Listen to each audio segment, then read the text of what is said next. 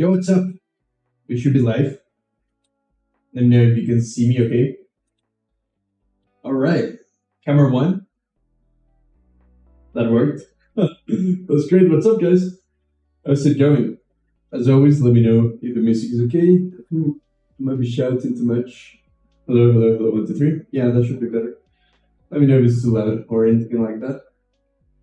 Cool. How are you guys? What's up? So, yeah, Marco is saying that it's currently midnight, so yeah, just chilling while working and waiting for the works of my group mates. And waiting for waiting for group mates, as you call them, to finish something so that you can go to bed is like the worst thing ever. Do you like working in like groups, like in school and stuff like that? I'm not sure I liked it. I feel like sometimes you either end up doing all the work or you just don't do anything, and it's like it just depends on what type of person you are. There's a hilarious meme on that. Let me see. Group work project. Let me see if I find the real quick. It's a great one, man. I always said it was, yeah, I found it. Okay. Here it is. Let me make it big though. Great. Oh, wait. It'll work. Copy images. There we go. Okay, scene 2. Every group project, the person that does 99% of the work, the guy that has no idea what's going on the whole time, says he's going to help and he's not, disappears disappears at the very beginning and doesn't show up until the very end. Which one are you, man? Which one are you, Marco? Are killing me. Love coasters. Yeah, right. Yeah, that's the worst. Like I honestly was sometimes I have to be honest. I've been the 99% work, especially when I was younger.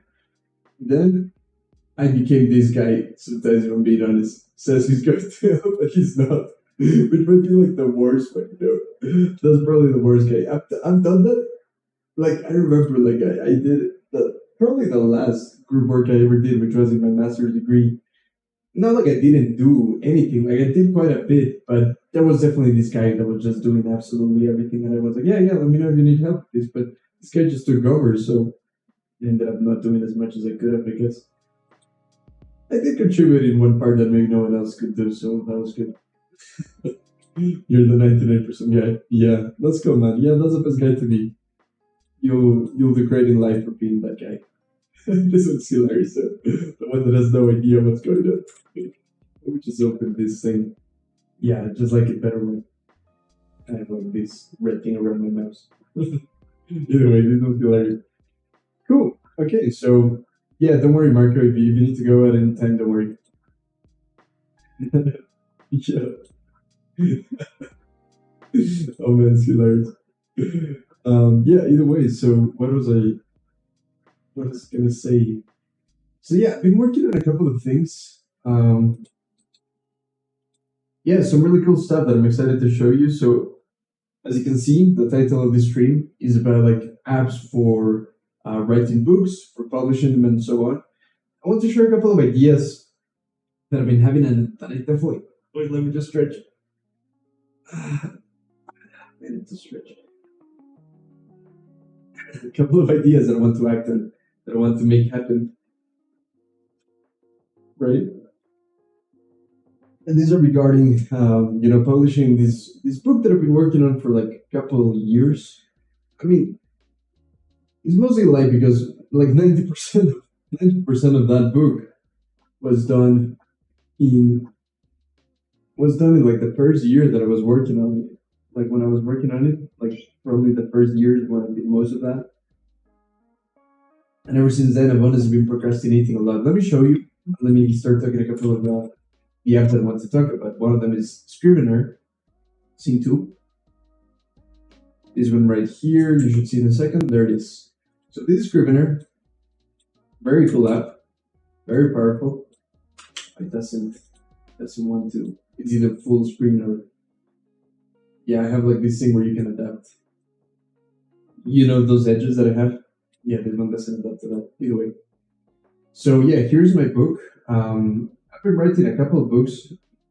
I would say I have 3 serious projects, and I have a couple of other ideas that are very early on, but this is one of the 3 projects that I've been working on that I believe has potential that I definitely want to publish somehow. And yeah, so I wrote it in all types of applications. If I'm being honest, I started this book before I was a productivity guy, so I did use Microsoft Word for the beginning because I just didn't know what else to use. Then I did move it to, I moved it to Obsidian at some point for sure. And then I was writing it on this thing called org mode in Emacs, if you're familiar with that.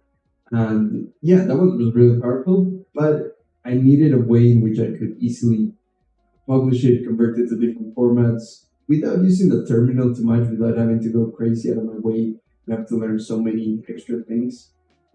So yeah, like right now I have it in this app called Scrivener. It's pretty cool because you can divide things by chapters. You can just move things around if you want to, like so. Back, so it's pretty nice. You can arrange everything. You can just write one paragraph at a time. Sorry, one chapter at a time, or sections or subsections. It's pretty cool. And then you have all types of functionality to export. I was experimenting with to HTML. Honestly, I need to get way better at this because for the most part, wait, it's sort of weird echo. Now we should be all good. Cool. Yeah, for the most part, I want to publish it, eventually in EPUB and in Mobi so that people can read it in Kindle or any reader that they have. But for now, I have a couple of ideas to publish it in my website or at the derivative of my website. So for that, I need to export it to Markdown. But honestly, it's not perfect. So far, I just publish it to HTML so that it's like a web page. And then from there, I just copy it into Markdown. Scrivener is the best writing software I've ever used. Nice, yeah. I'd love to know your opinion. So, like, what's funny is that I was using Scrivener for 3 months. But what's funny is that they have a 30-day trial. However, it's very generous what they're doing because it's not like 30 consecutive days, but rather every day that you open Scrivener counts like 1 day. So if you don't open it in a week, or maybe let's say you only open it 1 day in a week, you've only used 1 week instead of the 7 days that passed in the 30-day trial. So it's a 30-day trial, but every day that you actually open it. So I was procrastinating a lot. I didn't open it every day. So it's been like 3 months, I guess. And my 30-day trial was due to finish like 2 days or something like that. So I said like, okay, you know what? Like I'm going to use this program. I don't know if this is a program that I'm going to use forever, but at least for now I have all my important files in there. So I'm just going to buy it. So yesterday I bought it. And what's really nice is that they have, what is it called? Let me show you. Scene 2. Scene 2. Here we go. Yeah, they have like a nice pricing model, which I really appreciate from them because it makes it way more accessible. For instance, for me, it's for Windows. So yeah, like a one-time license, a one-time license is $49. And well, that's for Scrivener 3. I believe that if they release a new version, you do need to pay an upgrade price. And honestly, the educational one is not that different from this. I just think they probably shouldn't even have it because it's just identical almost. Yeah, I don't know. I went for the standard one, So yeah, pretty cool. It's pretty cool. It seems like they have, what is this for? Yeah, iPad, iPhone, iPod Touch. It wasn't iPod Touch anymore. Dropbox account required for syncing pictures. This is awesome.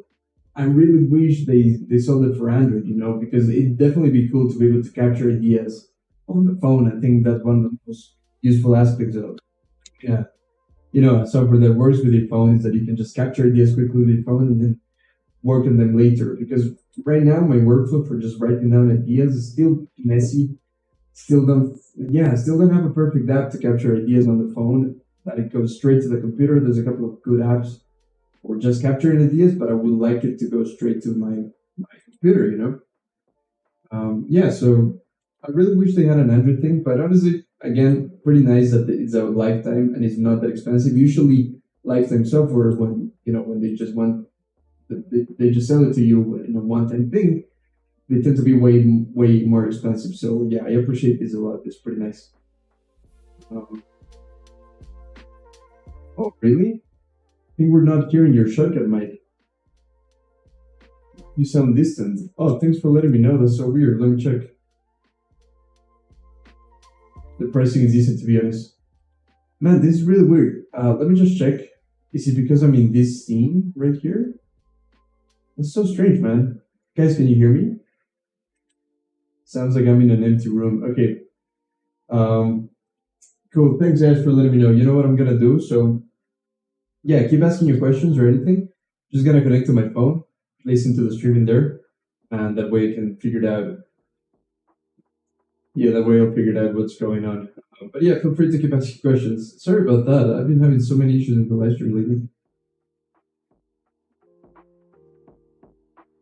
It does sound like echo, right? Yeah, I do sound muffled.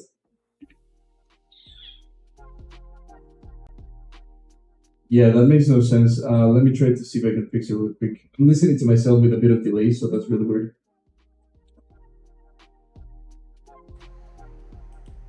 Hello, hello, 1, 2, 3. This is better. This is better, right? Okay, Let me go back to the other one just to see if it changes. Yeah, okay, so this is a problem. Okay. for the better option. Yeah, that one's way better, right? Thanks for letting me know, guys. I'm just gonna do one final test just because the other one, the one that sounds muffled, is meant to actually remove the background noise. There's a construction right next to me. So let me see if I can get it to work one last time. Hello, hello, 1, 2, 3. 1, 2, 3, 4, 5, 6. That fixed it, right? Okay, cool. Thank you, guys. Really appreciate that.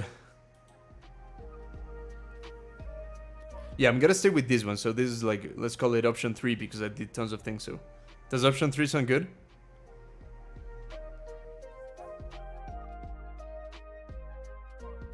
Is this option 3 the one that's a little bit quiet, or is it good?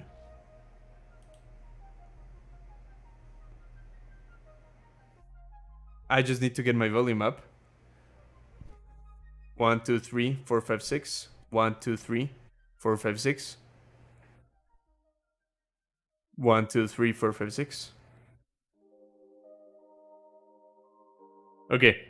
Yeah, we're gonna stay with that. Thank you so much, guys. You're awesome. I honestly have no idea why that happened, so really appreciate it. But yeah, I just kind of reset it, the microphone filter. The things that have a filter because there's a really, really loud construction outside. And if I don't use the filter, it's just super noisy. But yeah, it was definitely causing this weird muffled echo effect. So yeah, I appreciate you guys helping me solve it. Sorry about that. Yeah, I guess we're just gonna continue. I was thinking of restarting the stream, but yeah, it's not worth it. You guys are already here. I appreciate it. Do let me know if anything like that pops up again. That one made no sense. I have no idea, but I definitely want to write it down to check next time. So what I have is like this table in Notion that I just keep to have like a bit of a checklist of everything I need to check before starting the live stream. Check that NVIDIA broadcast. Selecting the correct mic to avoid muffled sound. Okay, thanks guys. Cool. Yeah, it's definitely worth doing that. And then I just have kind of like a nice filter just to know what things I need to do. I did fill up my water. I forgot to make my notes private, but never mind. Yeah, I need to do a test record. I did this. Yeah, and it's good to do a stream beforehand. I'm gonna get better than that. And now I need to check this microphone thing. Very specific issue. It's just something to do with this program that I use for the filter of noise removal. But yeah, never mind. Cool. Awesome. Okay, so we're talking about Scrivener, right? So yeah, Scrivener, pretty powerful tool. Really like it. Like I was saying, I recently went for the license. Really wish they had an Android app. That would be incredible. And yeah, pretty nice. Like here's where I write things. I still need to learn a lot of stuff. I actually bought a small course, nothing too expensive, just a course to teach you how to use it to its full capacity, because it is fairly simple to use, to be honest. But using it to its full capacity, like I was saying, like to be really able to take advantage of it and to actually know how to make use of this export function in the exact way that you want it, that definitely takes more time and more work. So that's something I'm still trying to learn. I do like a lot of this functionality that you have. Let me see. Yeah, I have a shortcut where I can lock this, and then I can just navigate in the second panel and go through different chapters. Or maybe in this one, I could have the whole book on this one. I can lock it with a shortcut.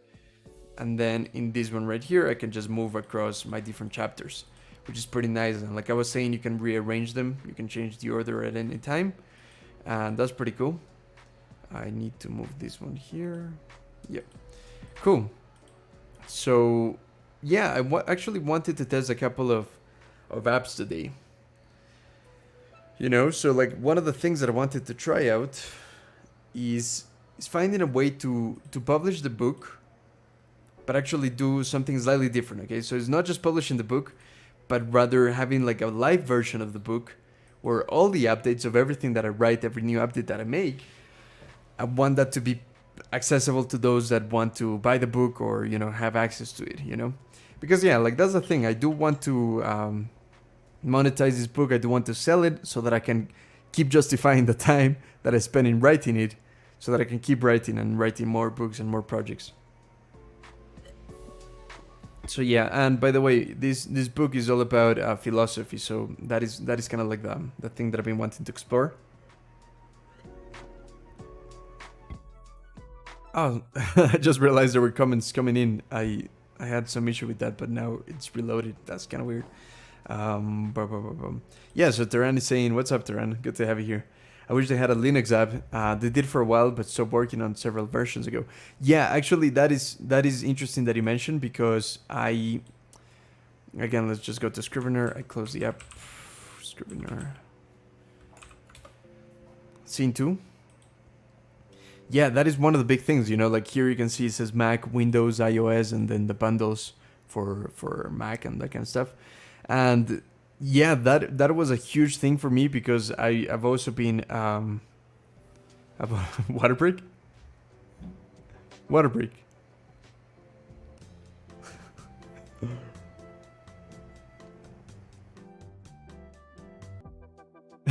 Nice. Oh wait, I'll get to that Samyak in a second. Love philosophy, yeah, same, right? Like it's incredible. This is all about Stoic philosophy. And yeah, I guess I'll talk more about it in a second. I was just saying how in Linux, I definitely wanted to buy the license or try to access it somehow, like Scrivener in Linux, because I also use Linux in my laptop, which was my main computer for like a year or more.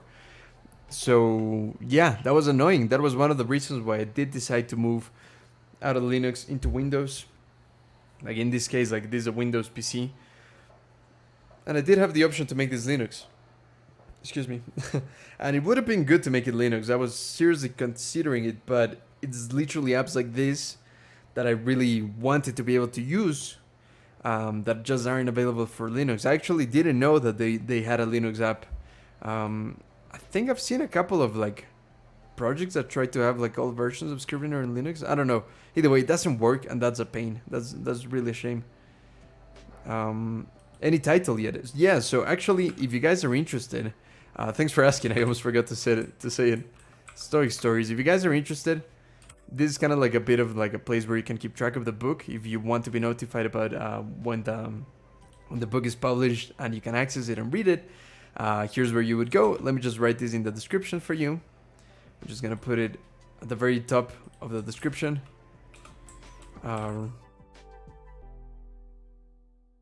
Get notified when my book is published. My first book is published.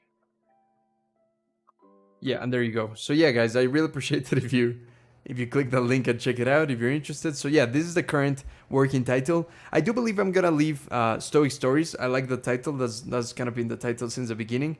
And the subtitle, I'm still not sure, but it's kind of like the myths and legends of Stoicism that philosophers forgot to write.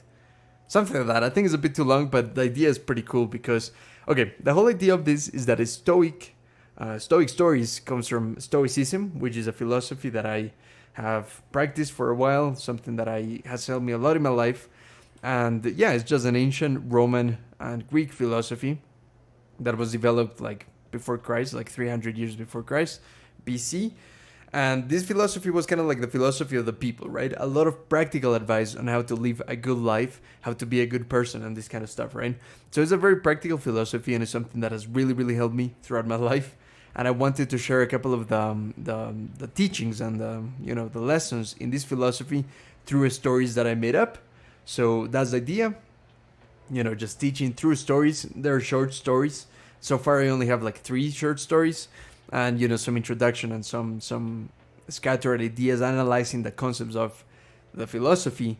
But more than anything, the core of this book is the story. So yeah, definitely if you're interested, definitely check the link in the description. Really appreciate that.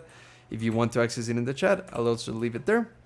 And if you're interested, definitely give me your info here, and I'll reach out to you when you can read it. Which, if everything keeps going well, you might at least be able to access an early version of the book at its current state. Because the thing is that it's a very short book right now. It's extremely short, but I do believe that the content is good, right? Or like good enough. So yeah, that's where I'm at. And I definitely want to make sure that, it's in a nice format where you can read it. But again, what's important to me is having a way in which I can publish the book and you can access the updates as I keep writing, So it's kind of like every time that I have a version that is good enough for you to read, I want to publish it. And I want you to be able to access that immediately because you're already paid for the book or access the book or whatever. I still don't fully know what the pricing is going to be or early releases for the early members. I'm still not sure, to be honest, so I can't make promises on that. But yeah, that's the idea. I'm going to have to look into Stoicism. But with both you and Ali Abdal into it. Yeah, is Ali into Stoicism or is he a wannabe? Not just kidding. I'm sure he must know about it. But yeah, like Stoicism definitely... No, I'm just gonna sound pretentious if I say this, so I'm gonna stop. But yeah, Stoicism is great. I have 2 SSDs in my desktop PC with Linux and Windows. Linux for everything else, and Windows just mainly for gaming. Yeah, that makes sense. That's pretty clever. I don't like splitting resources personally. Like, there's a lot of ways to do that with virtual machines, like having like half Windows. Some people even have like half Windows, half Mac. Or yeah, like you said, like the half Windows, half Linux is a good idea. But I think that's a bit too annoying for me personally. I want to be able to use all my resources in my computer for just one operating system. That's just me. I might be wrong. But yeah, it's not about the workflow, to be honest. I do miss Linux stuff. Like, again, I do have my laptop back there. That thing right there. There. Yeah, but I'm not using my laptop that much anymore. It's kind of broken, so I need to repair it as well. How to take smart notes is only 150 pages. Is it? Really? I thought it was a bit longer. Let's see. Scene 2. Scene 2? Is there any way to see pages number quickly? No. In Goodreads, right? Is that what it's called? Goodreads. Maybe there we'll be able to see the page number. Really? It felt like a longer book to me, but maybe I'm just wrong about that. Ah, here it is. Yeah, you're right. 178 pages. Yeah, it's not that long. Pretty good. I mean, yeah, like, oh, what is this one? Ah, I've heard of this one. I need to read this one for sure. Let me add it to read later. Books to read. By the way, I'm really loving Raindrop. It's just so efficient. I have my, like to read later list scattered all over the place. What am I doing? Wait, Raindrop. There we go. But yeah, right now I just realized that I can just like organize it in here. So let me do that real quick. Collections. Great collection. No, I want to...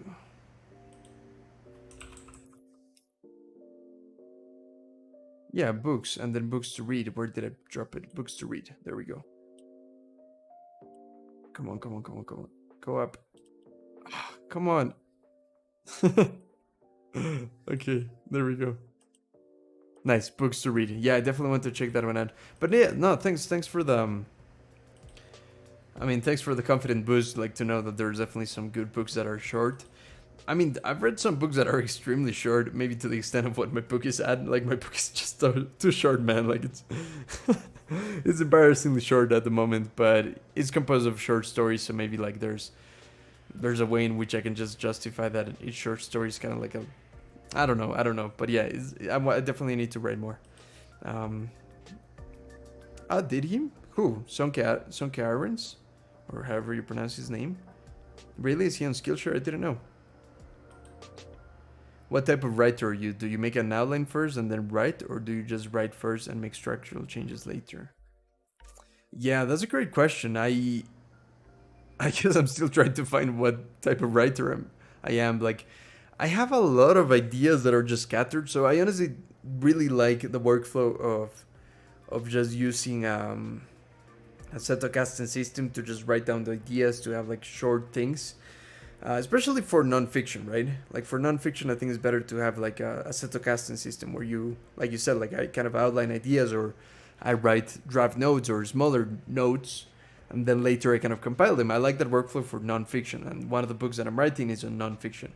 But this one is Stoic Stories, the one that I was talking about. This one is a mixture of nonfiction and fiction, so there's parts where I talk about the philosophical concepts in a understandable, simple way. But then there's also the parts where I talk, or actually just like tell the stories of fiction. And yeah, for those ones, like you were saying, those ones I kind of just write the whole thing as I can. Or like, I just write it down in an imperfect way, and then I go through it and revisit it. I must say though that I get pretty lazy when it comes to editing. So yeah, there's no one ever writes a good first draft, is what the writers say. But I really wish I could get things on the first draft. I mean, it's impossible, but I just find the process of editing and revisiting what I wrote a bit tedious. Personally, I need to get better at that. Yeah, that's just a bit of a flaw. So yeah, I'm still not I'm not the writer I want to be yet. But yeah, let's hopefully get there. I'm dual booting Manjaro, Linux, and Windows. Oh, that's interesting. Yeah, I'm on Windows 11 now. I finally upgraded after being on the fence about it. But yeah, it's pretty nice. I mean, nothing significant. Honestly, just looks slightly less shitty. But yeah, it's not like a big game changer. It doesn't look that much better, So like, yeah, if you need to stay on Windows 10, that's not a huge deal, to be honest. I don't think it's worth stressing about that. When I learned about Stoicism, I felt some hidden power or something. I suddenly started posting quotes and stuff on my wall. Yeah, I get you. I definitely have my collection of quotes. It's just that everything in Stoicism just is pure wisdom, and it's great to have those quotes. And for anyone that's just wanting to get started, first off, definitely sign up to that newsletter in the description. Like for updates on my book, because yeah, I'm trying to make it something that is approachable for beginners that never heard about Stoicism. And for those that already know about it, it's kind of like a way to reinforce ideas, because I'm talking about the core concepts that make Stoicism what it is, in my opinion. And that, to me, well, I still need to do a couple more, but the view from above, important concept. This is like, I talk about the concept and then I tell the story. Here it is. So like the view from above is to be able to see yourself from the outside, to not be, let's say, like too involved in your emotional turmoil. Let's say you're like whenever you're feeling a certain way and you're feeling very down and sad and depressed, and any negative emotion that you might feel that you don't want to feel, it's important to see yourself in like from an outside point of view. Kind of think of like Grand Theft Auto, like a game, like a third person point of view, so like you're seeing yourself from another perspective. This idea of the view from above is to take that to a different extent, to a whole new level, where you would detach your perspective to a view from above, the view from an eagle, the view from a bird looking down on the earth and seeing how small our lives really are, how small our problems really are in the big scheme of things. Like, we are just ants, or like, to quote Carl Sagan, a pale blue dot, like in a vast universe. So yeah, our lives and our problems are small, but when we're so caught up in our head, they feel like the biggest thing ever, So that is one of the teachings that I believe is essential. And I tell that story of like a guy called Tulok, which is pretty cool. And in the story, Tulok is a guy from from a tribe. Like I came up with a whole culture and I made up a whole like even language. So like the Cayuquet people, these are kind of like an ancient tribe. You can think of like either old school Mayas or Aztecas, or even Native Americans. Yeah, maybe they're a bit closer to Native Americans, to be honest. But yeah, like kind of like this guy is caught up in his head about like his expectations and the expectations of his village into what he's expected to be, and he's just so caught up in his head that he's paralyzed in moments where his life is at stake, and he learns the lesson of the view from above, or detaching yourself from your individual perspective to see things as they are.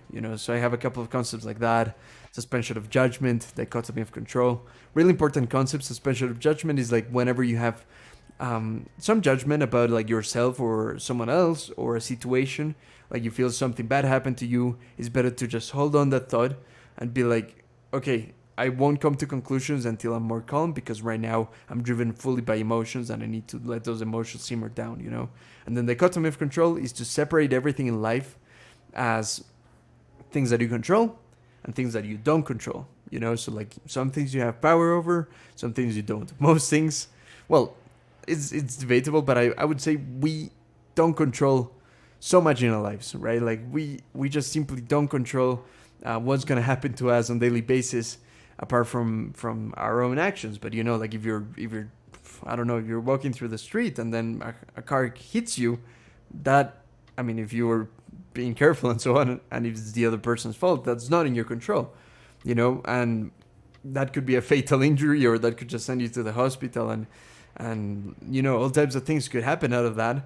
But at the end of the day, all that you control is your response to things. Like if some catastrophe happens, if a loved one dies, you don't control that, but you do control your response to it. Like your relationship with grief and your relationship with your own emotions. You control those things. Or like if someone just robs you, you're walking somewhere and you get robbed, you don't control the fact that you're gonna get robbed today, but you do control how you respond to it. Yeah, so there you go. And I have again a story for each one of those, which are kind of based on, well, they're made up stories, but they do feel like mythological tales from different cultures that I made up. But yeah, like this one, for instance, is it just feels like ancient Greece. This other one is actually takes place in the well, it's actually not Atlantis, but it's kind of a derivative of it. I called it Alenor. And I wasn't very interested in making up languages at the time. Like I read a whole book on conlang, which is constructed languages.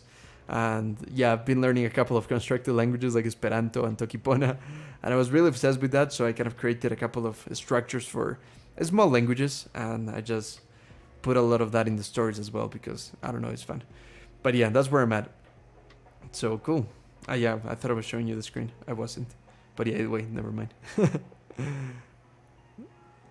Yeah, that's in it. Yeah. With raindrops, sometimes it is a bit annoying to try to move folders that are too distant from each other. Yeah, so that's a good point. So I'm trying to target. Yeah, 50,000 would be the ideal to call it like a book ready to publish. Right now I'm below 10,000. Like that's how that's how bad it is. Like I believe the content is decent, but there's just not enough stories. So far it's like 3 stories and they're all very short, and all the other reflections are still very short. Like that's one of the things that I'm really struggling with. A lot of people write books with a lot of fluff in it, right?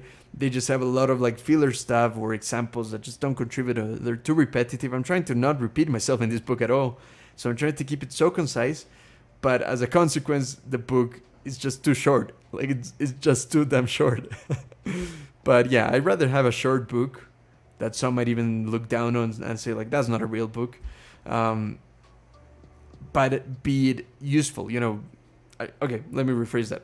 I'd rather have a book that is too short than a book that is long but is full of repetitive stuff and is just not useful. So yeah, I need to find that balance. But like you said, 25,000 would be nice, but 50,000 would be a bit better, personally. Like, that would be incredible, because if you just take a look at nonfiction page length, just to see what is, like, some averages. Let me see.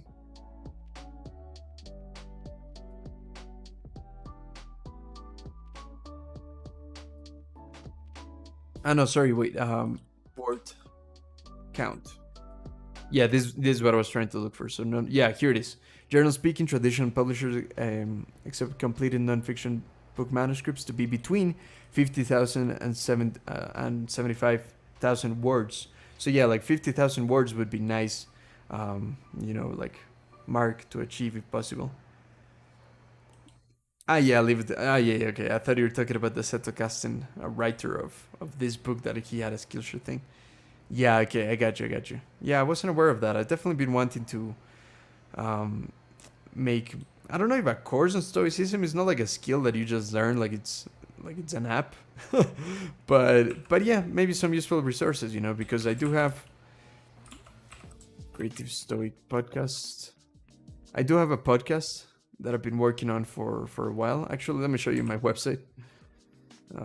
What is my website? There it is. I have a podcast on Stoicism in case anyone's interested. That was my first podcast, and I actually, I have a lot of episodes. I have like 50 episodes. 57 episodes. Like this I started doing for years ago. When did I start? Wait, let me check. Yeah, 2018, so 4 years ago, yeah. Pretty cool. I had a blast doing this. I interviewed a lot of people. Honestly, I thought this was gonna be kind of like my thing, but then productivity became my thing. If you want to check it out, I'll leave it in the chat, and also I'll leave it in the description in case you're interested. My philosophy podcast, Stoic philosophy podcast. Cool. It should be in the description in just 1 second. There you go. Cool. You should listen to Brandon Sanderson's podcast on writing. Most of it is for fiction, but there are some non-fiction of all type of books. It's called Writing Excuses. Cool. Thank you so much. Yeah, I'll definitely check it out. So, Writing Excuses podcast. Let's take a look. Is this the one? Who did you say it was by? Brandon. Yeah, cool. This seems to be the one. Great, I'll save it. You know what? Let's create a podcast category. I need to organize things a bit better in Raindrop, but so far it works. Cool. I'll definitely check it out. Thank you. And yeah, like I said, the book that I'm writing is a mixture of non-fiction and fiction, like especially the short stories. So it is helpful. Thank you. Oh, cool. I gotta catch up on some of the comments. Then you must read Robert Greene's books. This is also his way. He starts off in a principle and then uses stories to justify those points. That's great. Yeah, I mean, I if I'm being honest with you, I've been always just about to read Robert Greene, but I always get a bit lazy. Honestly, like, I've been avoiding mastery for so long just because I am a generalist. I don't care about being a master of things, like a specialist. But I had a book that was like a jack of all trades like me. Sorry, what am I saying? I had a friend that is also jack of all trades like me, and he recommended this book either way. Like, even if you're not a specialist or you're not striving for being the best in a field, which I'm not striving for. By the way, if you like those ideas, definitely check out these podcasts. I was interviewed 2 days ago for a podcast, and I wanted to share it, but I wanted to put that into into a blog in my website so that I can easily link it. But for those of you that are here now, yeah, here it is.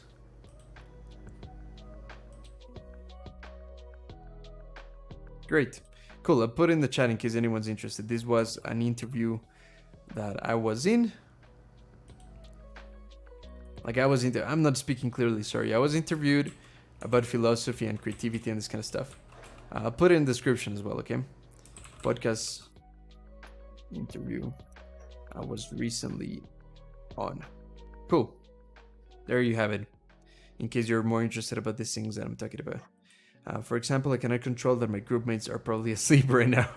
That's exactly it, right? Like, that's not in your control. So what can you do? You can just have a good time in the stream. You know, so thank you for being here. But I get your frustration. That's really annoying. Oh, great question. How would you define public opinion? Is it under things you can control and things you can't control? I mean, you can't sway everyone's opinion, but that doesn't mean you shouldn't be open to anyone. Yeah, that's a good one. What do you mean by that doesn't mean you shouldn't be open to anyone? Do you mean like you shouldn't open your mind to new ideas, or that you shouldn't, you know, share your opinions with others, that kind of stuff? Let me know what you mean by that. But the first part of the question, I definitely want to say that other people are just not under our control. So at the end of the day, like, people are gonna be mean, people are gonna be racist, people are gonna be stupid, people are gonna be insolent, thieves, liars, cheats, you know, like, we just don't control that. So I guess, how do I say this without sounding like horrible? We just need to let go of what other people are doing and just focus on our actions. You know, like, at the end of the day, like, people are gonna say very stupid stuff and we're gonna hate them for it. But we just don't control that. So all we can control is our response to them. And rather than hating them, we can respond with empathy and compassion and understanding that if they say something that we legitimately think is stupid, out of place, that is due to their ignorance, you know? Like, that's not because they are intentionally trying to be evil in this world. That's what I think, you know? Yeah, but that's a good question. Definitely, if you want to expand on it, and I would love to revisit that. Have a look at The Art of Language Invention by David Peterson. Nice. I was like, what type of Jordan Peterson is this? But yeah, that's not Jordan Peterson. David Peterson. He's the guy who created the Thraki and other languages. Ah, okay, that's the guy. Yeah. I'm not familiar with... I mean, I haven't seen interviews of him. I've seen a lot of interviews from the creator of Navi. You know, the language from Avatar, and also the which other one? Well, I've read a lot about Esperanto because that's a language I speak some of. You know, I was really obsessed with it, if I'm being honest. And Tokipona, which is another one. But yeah, this one I haven't checked, so I'll definitely take a look. Thank you so much for the recommendation. The Art of Language Invention. Yeah, so I read another book. What was it called? Yeah, the Constructed Language Kit book, something like that. Cool. Yeah, I'll definitely check this one out. Thank you. Very cool. Yeah, man, like, there's definitely some top guys on conlanging, on constructed languages, and this guy seems to be like the boss. Yeah, the Thraki is such a good language. Books to read. Here we go.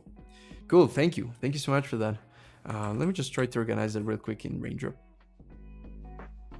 Raindrop. Yeah, so I realized that mood boards is probably the best way to display things. And we want to remove tags. Yeah, that's probably cool. No, wait, maybe title is fine. Yeah, nice, looking great. Thank you. You should also check out Freedom in Thought. Freedom in Thought? Freedom in Though. I assume it's Thought. YouTube channel. I think that type of content will help in writing stories. Thank you so much. Yeah, guys, I really appreciate all these suggestions. Like, I'm honestly trying to improve as a writer, and any resources like this really help. Freedom in Thought. Yeah, Freedom in Thought. Okay, cool. This video was made. Have I seen this? Okay, so it seems like I've seen one. Like, as you can see, there's a red bar over this one. So I've only seen that video on Squid Game.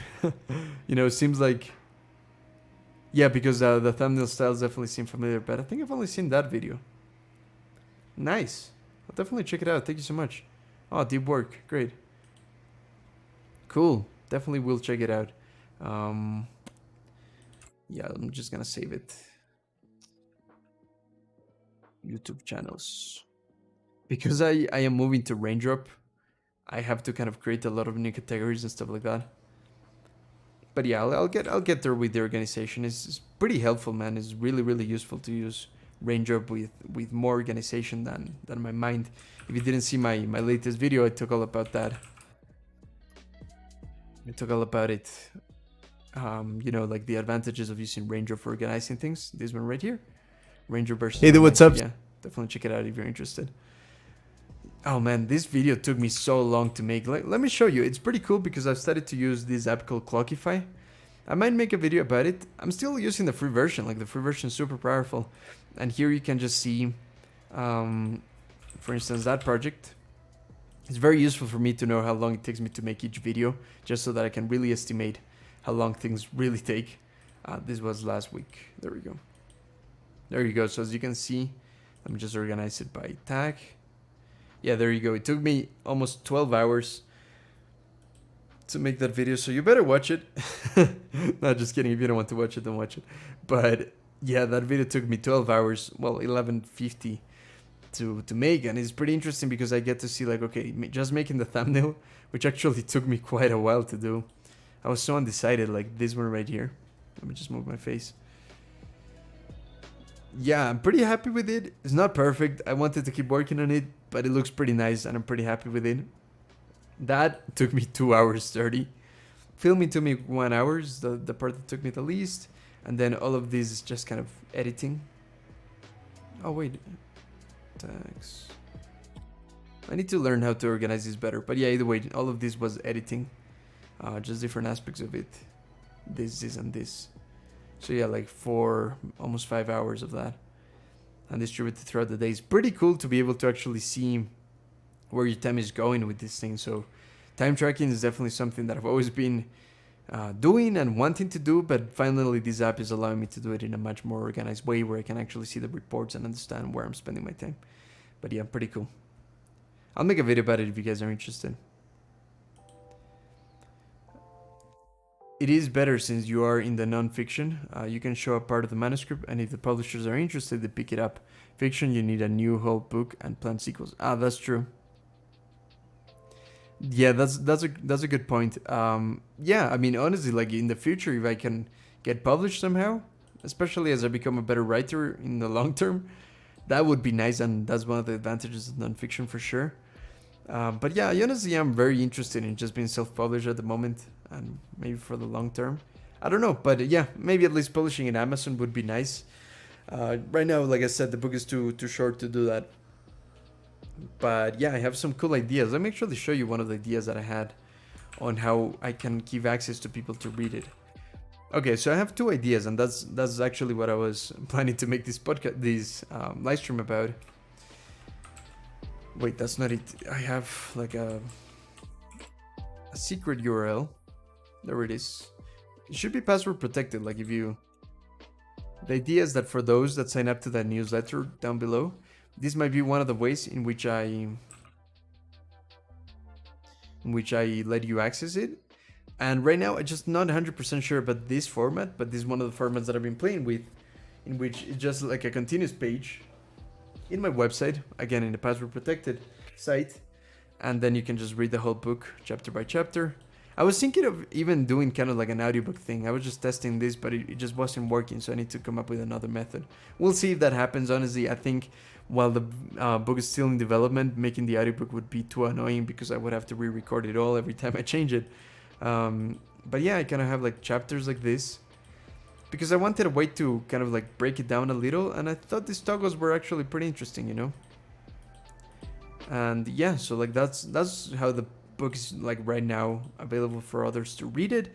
However, I'm trying to see if I can find a better method, and I think I have an idea for a better method than this one. So once I come up with a method that I like, and maybe like a way to sell the book, or you know, like something, I still don't even know how I'm gonna sell the book or what, but either way, this is one of the methods. But again, like one of the things that I don't like is the fact that every time you come back to it, first you burn your retinas with this bright screen, and then second you need to enter the password every time, and then that password I might need to update it over time so that the book doesn't leak, that kind of stuff. So I think it would be way better to have kind of like a login functionality, kind of like an online course where you can read the book live, and because the book in development, a way in which you can access the book and see the latest updates rather than having to always download the book, read it wherever you read books, whether that's Kindle or an app, and then having to re-download that book to read the latest updates. I'd rather have like a central place, like a website, where I can just keep you updated and you can keep reading and keep knowing about new chapters that came out that you haven't read. So it's kind of a complicated system, but that's one of the ways that I really want to be able to do that, you know, having kind of like the freedom for the readers to read as the book keeps growing. You know, I like the philosophy about releasing things in beta and before, you know, as they are developing, because first is a more involved process. You can improve the project through feedback. That's how I do my online courses. So I really want to do something like that for this. So again, if you're interested in that, definitely check out the link in the description, santiyounger.com/stoic-stories. And here you can learn more about that, and I'll keep you updated, and I'll message you once I settle on a way. I have a couple of cool ideas on how to publish it. If you want, I can talk more about that, but I don't want to bore you if that's not something you guys are interested. So yeah, let me get back to the questions for a second. Okay, yeah, cool. So yeah, let's revisit this topic. If you think of people's opinion as a thing you can't control, then you might not take the advice of your mentor, your boss who's generally giving you advice. It might make you ignorant.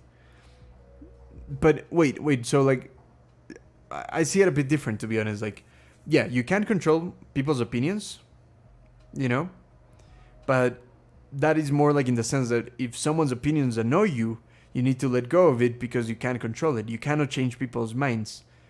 Only they can decide to change their minds, right? You can input and you can try to change someone's mind, but at the end of the day, if that person changes his mind, that's not in your control. That's what I mean. But yeah, you have full control if you decide to take the advice of a mentor. That's actually in your control. I wouldn't say that's something that is outside of your control because it's your choice, right? So you decide if you get new information and accept it as truth. So yeah, I don't think that's I don't think it makes you ignorant in that sense, because you can definitely decide to take advice, you know? Yeah, interesting. Oh, this is a great idea, man. Yeah, thank you for that. I'm gonna write that down because that's a pretty cool idea. I'll write that down. Share a list of books to read. Yeah, so actually, because let me see. Publish. Here it is. Oh, I accidentally changed the camera. I need to change the color of that camera. It just looks so weird. Either way, so in this link right here, which is kind of like where I have my notes. Oh wait, sorry, I wasn't showing you my screen. This is kind of like my Obsidian Publish. I've been repurposing for a while, so right now, not sure if I'm gonna change it a little, but in case you're interested, you can definitely check it out. I'll put it in the top of the description.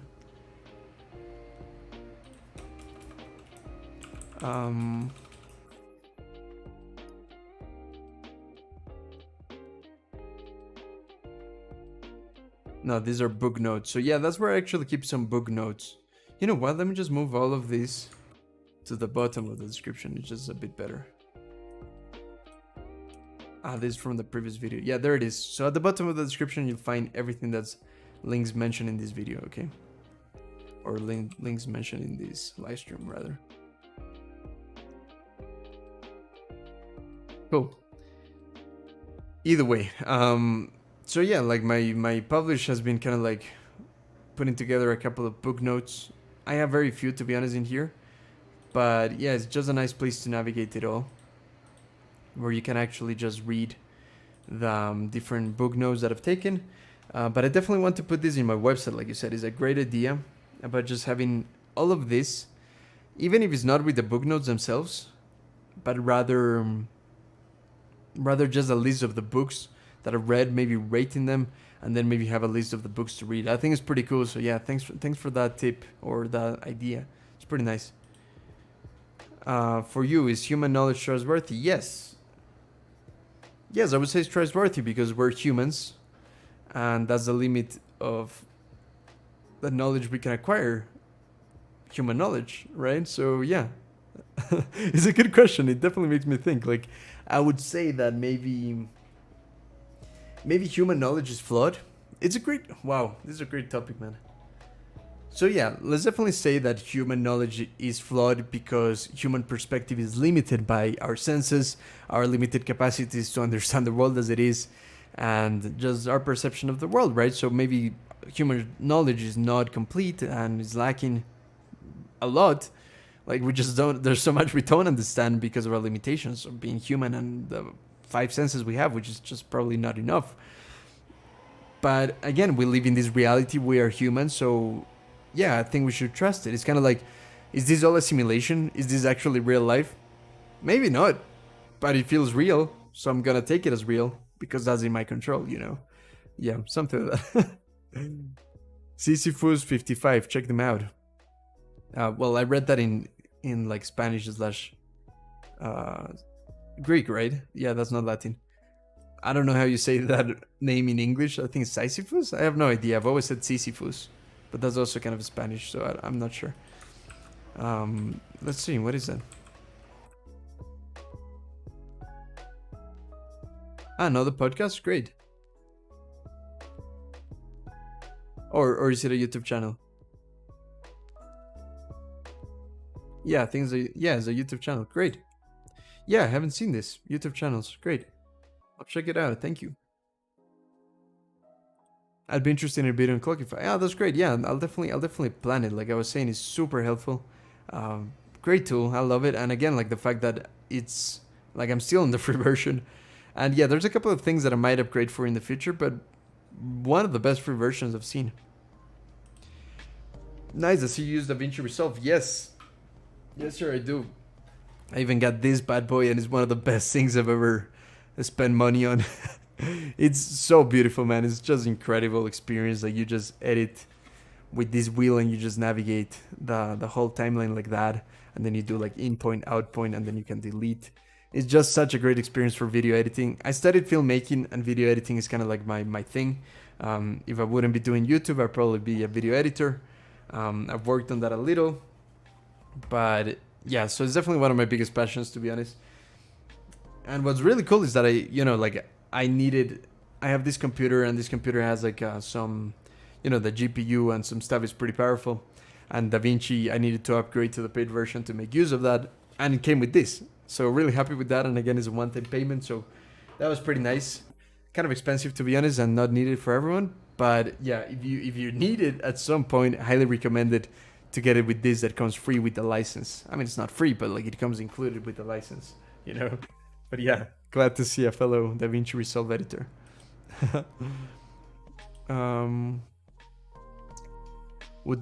Wow, that didn't even come to my recommendation. Okay, the latest video. Yeah, definitely. Yeah, check it out. It's right there. It's weird that it didn't come out. I highly recommend. Like Samyak, you probably already know about this, but there's RSS readers, I believe, is one of the best ways to keep track of the channel. I made a video about it. This one right here, Feedbin.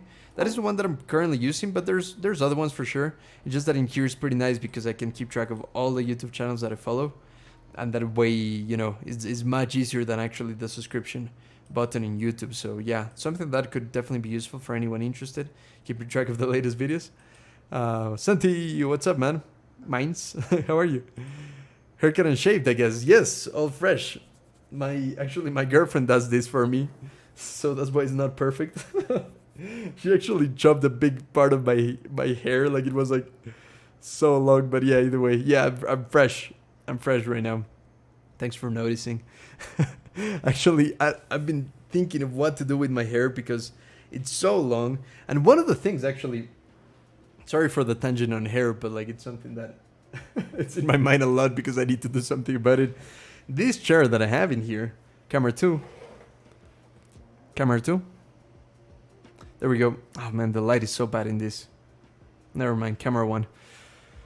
So this chair right here, the one that I always use, my main chair, is comfortable and all, but the hair is super annoying there. Right now I put this pillow thing that is also uncomfortable, but I just can't lean back because my stupid hair is always in the way, right? Like, honestly, without this is even worse, right? Either way, long story short, right now I was just testing this other chair, the one that we use in the kitchen, just because I just didn't know what to do with my hair. It's just too freaking long, and if I have it up here, it's less uncomfortable in that chair.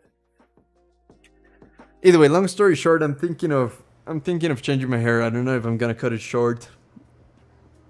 I don't know, man. I'm not looking forward to that. The other alternative is dreadlocks, which I never had. I'd never even considered, but it looks comfortable. But I don't know if it would work out. Like, I don't know. What do you guys think about dreadlocks? Yeah, one of the things that I shave constantly because I can't grow a good beard. Like, I only have a stupid mustache, and I only have some stupid hair in here, so I can't grow a beard, which is a shame. It's one of my biggest annoyances in life, but never mind. Hopefully one day we'll see. But yeah, so that's another doubt. Like, I don't know if dreadlocks would work without a beard. Would it look super weird? I have no idea. Never mind. Thanks for prompting the hair talk. It's definitely in my mind a lot, and I need to do something about my hair because it's just too damn long. It's like down to here, maybe a bit more. Yeah, I think it's down to here. Super long. Are you going to self-publish, or are you gonna try to get picked up by a publisher? Yeah, I'm definitely gonna self-publish. Maybe in the future, like long term. I have a 10-year project that I'm working on. It's a book that the whole idea of it is to write it in 10 years. It's a book where I write letters to my future self. So each month I write a letter to a future version of myself. Like right now I'm 25. So this month I'm gonna write like, Dear 29, my 29-year-old version. I've been learning about this skill. I'd love to know where you're at in life regarding this skill, and if you change your mind about this and that, so it's kind of stuff like that. And then when I'm 29, I reply to that letter of my past self. So it's a 10-year project. I can show you if you want. Something I've been working on for a while, and I've actually been slacking a little because for the past months I wasn't making much progress in it.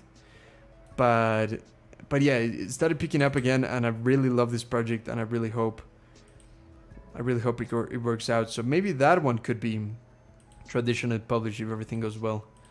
Where is it? Let me just try to... here it is.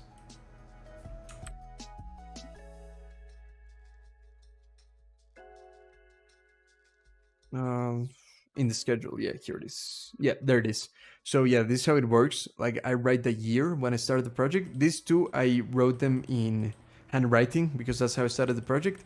But then I discovered Obsidian, and I realized Obsidian was probably one of the best ways to do it. So each one of these months, I write the letter, and I say, like, for instance, this, hey 25, right? When I was 23. So I'm already 25, so I already reply to my older letters, which is pretty cool. It's like a communication between time, and I see how my mind evolves over time, and it's pretty cool. So this, when I was 24, I wrote all of that. When I was 20, as you can see, like, I slacked for a lot of months that I didn't write it, and now recently I started rewriting it again. And yeah, so this is the future. I'm not 26 yet, so when I'm 26, I'm scheduled to read this one, that one, and yeah, and so on until I am 33. That's when it ends. That's a big long-term project book that I'm writing, and yeah, it's pretty good. Like, so far I have like a year worth of letters.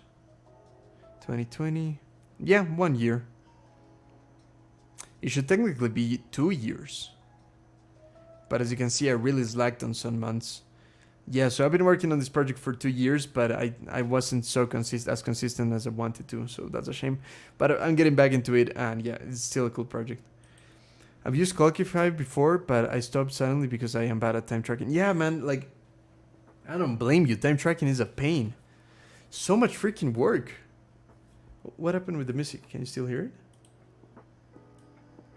Yeah, right. Cool. Yeah, time tracking is a pain. It's so much freaking work. Yeah, Clockify is one of the best ones that I've found so far, but it can be so much. It needs to be frictionless, And there's one project that is really, really nice, but they don't do it right.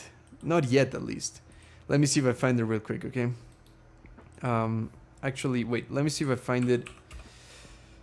I don't know where I saved it. I mean, maybe in Raindrop. Let me see. Let's see if we find it in Raindrop. Okay. Oops. Let me just pause this. Okay, scene 2. Let me see if I saved it. I don't know if I saved the time tracking.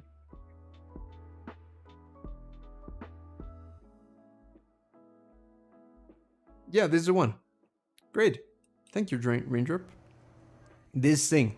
Oops, my face is covered. Yeah, this thing looks pretty cool. Too expensive. And, you know, like, it's not just the price of this thing. I'll explain what it is. But it's also, you need to pay on top of that a subscription that is pretty expensive too. So that's the annoying bit. But it's pretty clever stuff, because what you do is... Let me see if I have something to... Yeah, here it is. Just as an example, right? So like this thing, it's just kind of like a cube, or like a double pyramid kind of thing, right? So it's kind of like you have this thing, and then whenever you put it on one side, it automatically starts tracking whatever you label this area as. And then you put this, and then you start tracking another thing, right? So that's the idea. Like, you put it down in the desk, and it starts counting as time tracking your, I don't know, a writing habit. Or maybe now you need to write, or like you're working on making music. You put it like that, starts tracking like you're making music, right? So it's pretty cool, pretty epic concept, and I absolutely love it. I think it's genius. However, a couple of cons, because I definitely watch a lot of videos trying to see if this was worth it, because it's cool, and I really hope they improve it, because I love this. I mean, it might even be worth it as it is right now, but there's a couple of really big limitations. One is that, well, first, I don't think it has an Android app, which is a shame. Not 100% sure about that, but yeah, maybe they don't. And for the iPhone app that they do have, I've heard it's not that good. Another thing is that you need to have your computer with the program open at all times for this to work. Another shame. And then is that you have only 8 sites, if I'm not wrong. I think it's only 8 sites, meaning that you need to only track 8 things. And if you want to use a 9th thing, which in my case, yeah, I track so many things, where I have so many different things that I'm doing any single day, that I definitely need like way more sites, or, you know, or just like if it was like a Rubik's Cube, like, I'm just trying to think outside of the box. Like, what if you could have way more sites by either having some sort of keyboard, or like buttons, or like by twisting something almost like a Rubik's Cube? Then you could have way more sites. Man, there's so much potential here, but they haven't figured out a way to make it work perfectly. Again, there's only 8 sites, which is a huge problem. And the price, right? Like, the price that, you know, like, this is quite expensive, $70 already for this thing. And to be honest, I might be willing to pay for that. But on top of that, you need to pay for... They don't even display the price in here. Man, I saw a video where they were talking about like the app. I know, here it is, yeah. I'm so stupid. Yeah, so $9 a month. And I think you need the $9 a month to even use the cube thing, you know? Not sure about that, but at least like with the cheaper version, which is $5, which is not that bad. You can't export your data. You don't have unlimited goal tracking, which I'm not sure how useful that is. But no advanced insights and trends. Like, come on, like, that's essential, you know? So it seems like you do need to pay for this on top of buying this thing, you know? So maybe in the future, I'll try to do more research. I've just heard that it's deeply flawed. It's just not perfect yet. A lot of cons. However, the concept is genius. So I'm really rooting for these guys. I really hope they get it right. And if they do, I'll definitely get my hands on this and review it, because I think it's probably the best way ever invented for tracking time. Yeah, right? Yeah, that'd be really cool. I also told you to do once a month book club practice. Yeah, that could be good. I'm still thinking about it, but it definitely would be a good idea for the community. Which, by the way, guys, you can join my community right now. I'm doing a 30-day trial. I'm still not 100% decided on if we are ever gonna switch the services, but if you go to my website in here and you go to community, in here you can actually you know, sign up to my newsletter or the waiting list, and then next time that I give access to everyone, like, you're gonna be able to start a trial. I might actually soon change this page to allow you to go straight into the trial. This should be in the in the description. Let me just check real quick. Yeah, private community. So it is in the description if you want to check it out. So yeah, sign up to that. I need to update this method because yeah. Either way, yeah, we'll see how this goes. But if you're interested, definitely sign up in here, and I'll get in touch with you. And if you're already in the waiting list, I'll definitely reach out to you soon about it. Okay. But yeah, either way, cool stuff. Do you have a portfolio for publishers to see? It will be easier for you if you have some presence in the net. Yeah, I mean, like regarding book publishing, again, like the first step, like I'm really early on the step, is to just have some readers on my books. Like I have no ambitions right now of trying to get published by a publishing house. So yeah, like my first goal, like I was saying, is really just to get people to read my books, people to review them, people to give me feedback on them. So like yeah, I'm still very early on the stage of like, you know, being known as a writer. So yeah, but yeah, I do appreciate the advice. You're definitely right on that. I definitely need to start working on that. Best text-to-speech software or website, you know? Yeah, okay, so one good one that I've used for a while because I love text-to-speech is Natural Readers. So yeah, naturalreaders.com. Sorry for burning your retinas. Now they did this annoying thing that now you need to create an account. However, they still let you download their software, which I already have in here. Super bright, man, it's so annoying, but yeah, this one's good.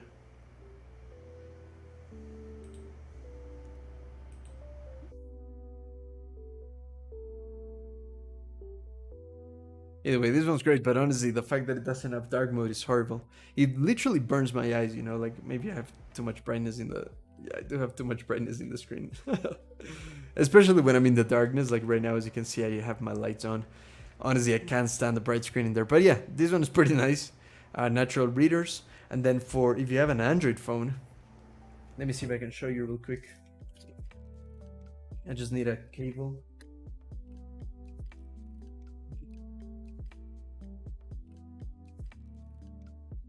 Man, this one is one of the best things that I've ever used regarding text-to-speech, and I definitely want to show you.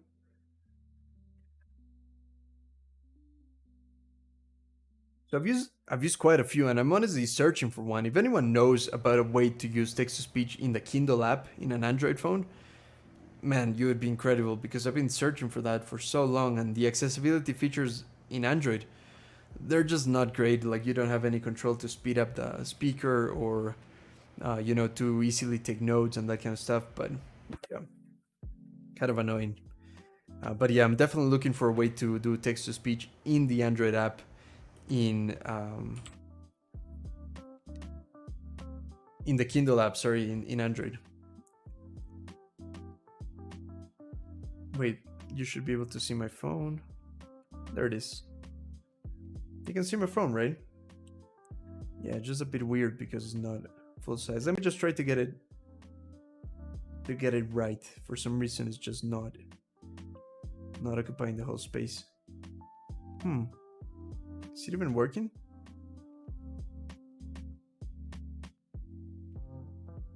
Give me a second, okay? But yeah, I'll definitely show you something in the phone that I think is really, really cool. Phone.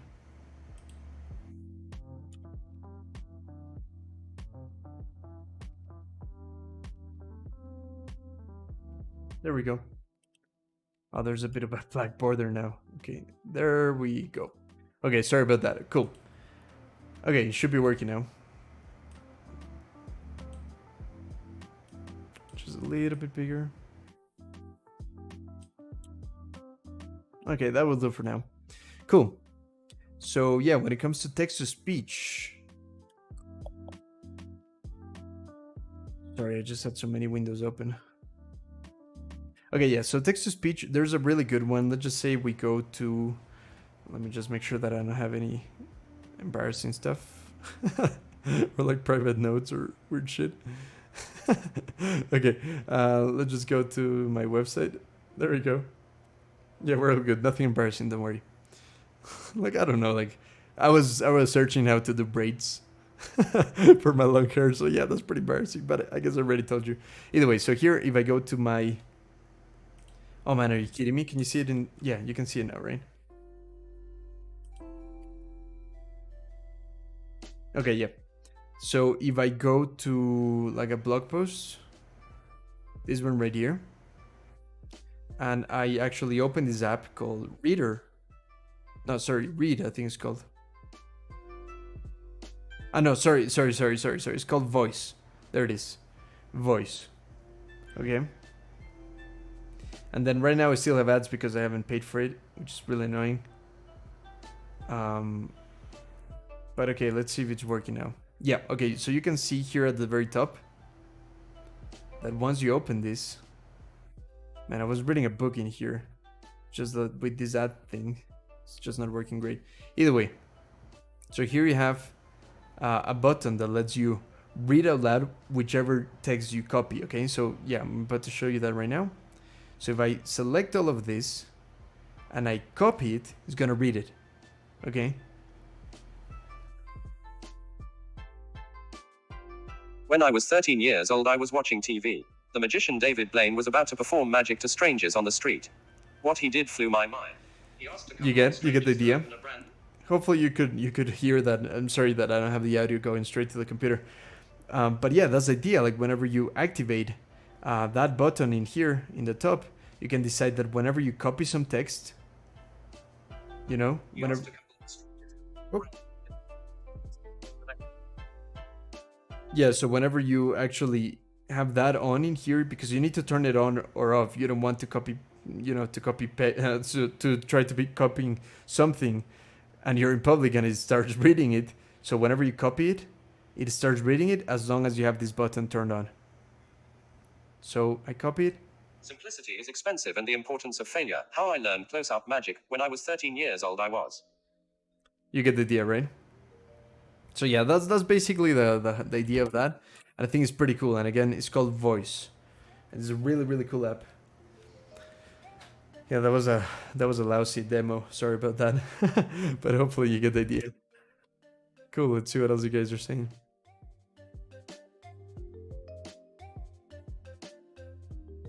I use Feedly since it's free. I use FeedReader and RSS, so yeah, I can keep your channel. Ah, great, awesome, thanks, man. Yeah, I appreciate that. So yeah, I've actually used. Wait, Feedly, is that the paid one? I know, yeah, but so you're saying it's free, right? But I think there's a paid version, right? Ah, yeah, there's Feedly Pro. Yeah, that's why I was confused. So use the free version of Feedly. Nice. How is the free version? Do you like it? And how does it work with YouTube channels? Does it work alright? But great, yeah. So definitely, if you want to keep track, for anyone that wants to keep track of my channel, I think something like this would be one of the best ways. If anyone just got here and is interested in learning more about that, definitely check out the video that I made called First Impressions of Fitbin. This one right here. Right here. Right here. Okay. Yeah, check it out. It's a pretty cool app. Really happy with it. I'm gonna at least put a link in the chat if you want to check it out. Let's actually put a link in here as well.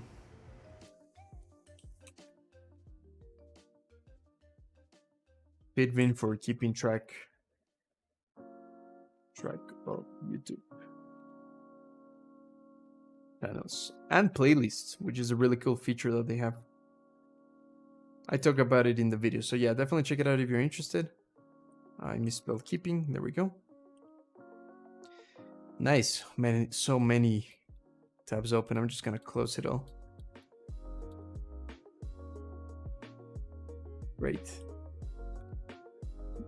So you'll be a dreadlock Rasta. I don't know, man. Like honestly, like I just don't know. It just looks like comfortable and kind of like an interesting thing to do with your hair. So we'll see. But yeah, I'm definitely thinking of dreadlocks. We'll see. I'm not sure. I'm still on the edge on that, but we'll see where we'll see what I do. Which platform are you going to publish? Amazon is the easiest to publish, but it's also overcrowded with a lot of ebooks. Yeah, definitely. I mean, I want to like I was saying, publish in my own website, maybe creating my own login system for people to keep updated with the book as it's in development. But then yeah, later I do think to publish to Amazon. Just in the Clockify has a dev file instead of their listed on their download page. Yeah, that's pretty cool. So it means that it works on Linux. That's pretty nice. Can't remember any titles, but I know there's a few novels like this where the MC deals with these time traveling letters. Really? Oh man, if you can tell me more info to try to look for it, because I haven't been able to see any books that do it. I mean, I'm sure they exist, but I haven't found them. So if you can remember anything about that, Taran, you know, the main character, the MC. Yeah, if you can remember what book is that, I'd love to read that. Please let me know. That would be incredible, because I also have an idea for a fictional story with time traveling letters. Well, fictional stories, there are a few. I'm just trying to do something that's more of like an autobiography almost. You know, time traveling between letters of myself. But yeah, that sounds pretty cool. So definitely let me know if you remember. Please reach out on Twitter if you do. Thank you. Water break.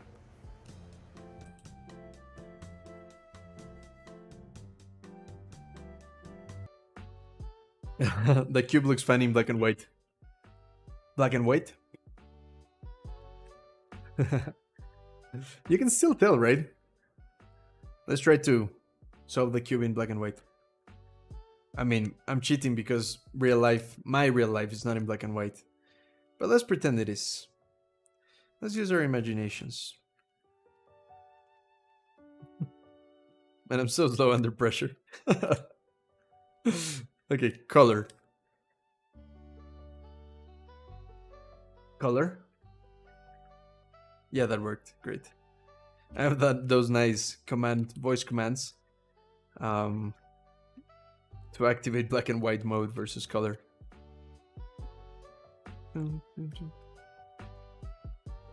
Let me take a little break from speaking. My throat's starting to hurt a bit, but I'll get back to your comments in a second.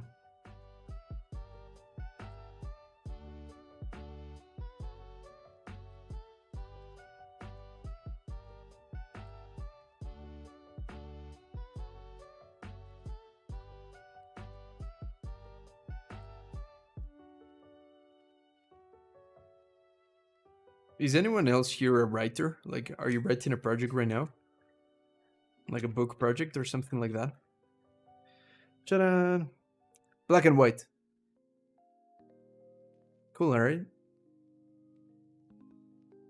I think these two colors look similar. Yeah, they do look similar. Color? Guess which one this is. Oh, didn't give you time. Never mind. Check out Rise. It's good time tracking that tracks what you do in your computer and then categorizes which apps and which websites are productive and which are a waste. Yeah, so I actually, you know, did I create an account on Rise? Maybe not, but I was definitely checking it out. There was some limitation that I found. What was it? Man, I can't remember. There was something that made me steal. Well, I think I was already using Clockify by the time that I found this one. There was some deal breaker. Let me see. Could it be the price? Yeah, it was the price. That's it. Like, that's a deal breaker for me. It does look incredible, and I do like that feature that you were talking about, Nihilist Human. I do like that feature quite a lot, of like tracking things in your computer, because Clockify does that with let me put my face somewhere else. Clockify does that with the desktop app that you can download, but it's not that great, and it'd definitely be helpful to have something that does it a bit better and is more integrated, because the one in Clockify is not very well integrated, and it's just not that useful, to be honest.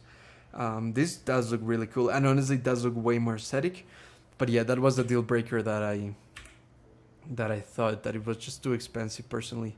Because I gotta think of two things whenever I pay for an app. First, can I afford it, and is it a good use of my money, right? That's one of the first things, of course. And the second, thing number two, is that I want to make it accessible enough for my audience, like for you guys. Like whenever you guys ask me about an app, and you know, for time tracking, right now I do recommend Clockify because it's either free or very cheap, and the free version works really, really well. So that's one of the big things that I'm always thinking when I choose an app. Can I afford it? Should I pay for it? Is it a waste of my money? Are there cheaper equally good alternatives, or at least decent enough alternatives? And number two, is it accessible enough that I can make videos about it, recommend it, and is a good idea for most people to actually go for it? So this one I definitely found a bit pricey, especially because I prefer paying on monthly plans for the most part, because I just never know whenever I find a better tool and I want to get rid of one. So like if I'm paying annually and I commit to the annual plan and then I decide, oh, there's a better app for this, then I don't like wasting the money on annual plans unless I know for sure it's an app that I'm gonna use for the whole year. So that's why I really like paying monthly. And yeah, this is just a bit too expensive for me, I would say. But it does look better. It does look incredible. I'll still keep an eye on it. It is definitely, yeah, it is saved in my apps to try. Yeah, apps to try. Ah, but look at this. I thought it was Apple only. So I was wrong in that, which is pretty good because that was another thing. It was the price, and it was because I thought it was Mac only. But it does say that they have Windows. Yeah, pretty cool. Great. Actually, let me correct that because I put it in the wrong category. I just need to put it in apps to try. Yeah, not in Mac only. Great. Oh, I'm still behind on some of the comments. Sorry if I don't get to all of those. Yeah, sorry, I might have to skip a couple. I'm starting using Rainmeter to keep widgets in the laptop background, and I have been customizing my background like hell. Yeah, I also use Rainmeter. I used it a lot in Windows 10 to make the taskbar transparent, but now in Windows 11 it looks like that, so I stopped using Rainmeter. And just personally, like if you just take a look at my, let me just close some stuff. Yeah, if you take a look at my background, I mainly like having like some color just to surround the screen, and it's nice with Windows 11 how there's a bit of curvature. But yeah, my desktop, my desktop is all one color. Both of my screens, I have two screens and they're both one color, so I don't like putting anything on the desktop. I like having everything clean and just relying on shortcuts and stuff like that. Like I make heavy use of this thing to search for any app, you know. So yeah, this thing is called Microsoft Power Tools. But yeah, pretty cool. Still, I definitely need to experiment more with Rainmeter because I haven't seen some more advanced functionality of it. Since it adds 2 tracks, what you do, and then you only need to categorize it into productive. You can also keep goals manually or keep goals in it. Yeah, it does sound great. I mean, I do appreciate you sharing it. And yeah, thanks for correcting because I definitely thought it was a Mac only. Unfortunately, I still believe it's a bit pricey, but it does look incredible, you know. Looks tempting. I'll see if it's worth the change. To be honest, it seems kind of a pain to move everything that I have in Clockify to this one, but the automatically tracking stuff definitely seems helpful for some use cases. And if you say it works great, then yeah, that's definitely worth giving it a go. The free version limits you to 100 feeds. Paid is unlimited. Okay, for Feedly, right? Yeah. The way I manage my YouTube subscription is so bad. I created 3 YouTube channels, one for entertainment, productivity, and music. That is genius, man. I like that. Yeah, it's not your fault, man. It's because YouTube is so bad at actually helping you categorize your subscriptions. Like, it's useless. So yeah, if you haven't seen that video, definitely check it out. It is a game changer for me, like Feedly, this one right here. I even have like the Chrome web app situation, you know, so it's like when you just create a shortcut to an app. There it is. Wait, what's going on? Yeah, there it is. It even lets you do this for newsletters, which is pretty cool, man. Because, for instance, I have a couple on Magic, which is a hobby of mine. James Clear, which is pretty nice. You know, self-improvement stuff. Pretty cool, man. I love reading newsletter series because I've always hated newsletters because they clutter my email. But now I can finally read them and it's enjoyable. I even have YouTube playlists, which is pretty cool. YouTube channels, like I was saying, really great, because that way I can just be like, oh great, does Niga here have any video? No, because he hasn't made videos in over a year. It's so sad. But either way, if he goes back to making videos, I have him right here waiting for him. Pretty nice, man. You can just categorize your YouTube channels into different categories, like memory techniques. Here I have this guy. What else I got? Animation. I got this guy. Exercise. I got a couple of guys. Pretty cool. And I can also subscribe to websites, newsletters, podcasts actually, which is great. So here I have a couple of podcasts. I still need to update more and put more in here, but I really love it. I was in the free version because they have a trial. They don't have a free version, they only have a trial. But I recently decided to pay monthly because I think it's incredible. It's really helpful for me, especially because I just consume such different types of stuff. Invaluable. Yeah, I absolutely love it. 3 channels in one account. Yeah, that makes sense. Yeah, it's not a bad idea. Definitely, I get you. I'm trying to write a fiction novel. No way. Is there anywhere where we can see more information about it? Like, do you have like a newsletter or something like that? Feel free to let us know in the chat, Samyek. Really good, man. I'm waiting for the other parts of a research paper so that I could finalize it, and I have to write a chapter ender about a short story when discussing literature. That's pretty cool, man. Good stuff. Best of luck with it. Water break.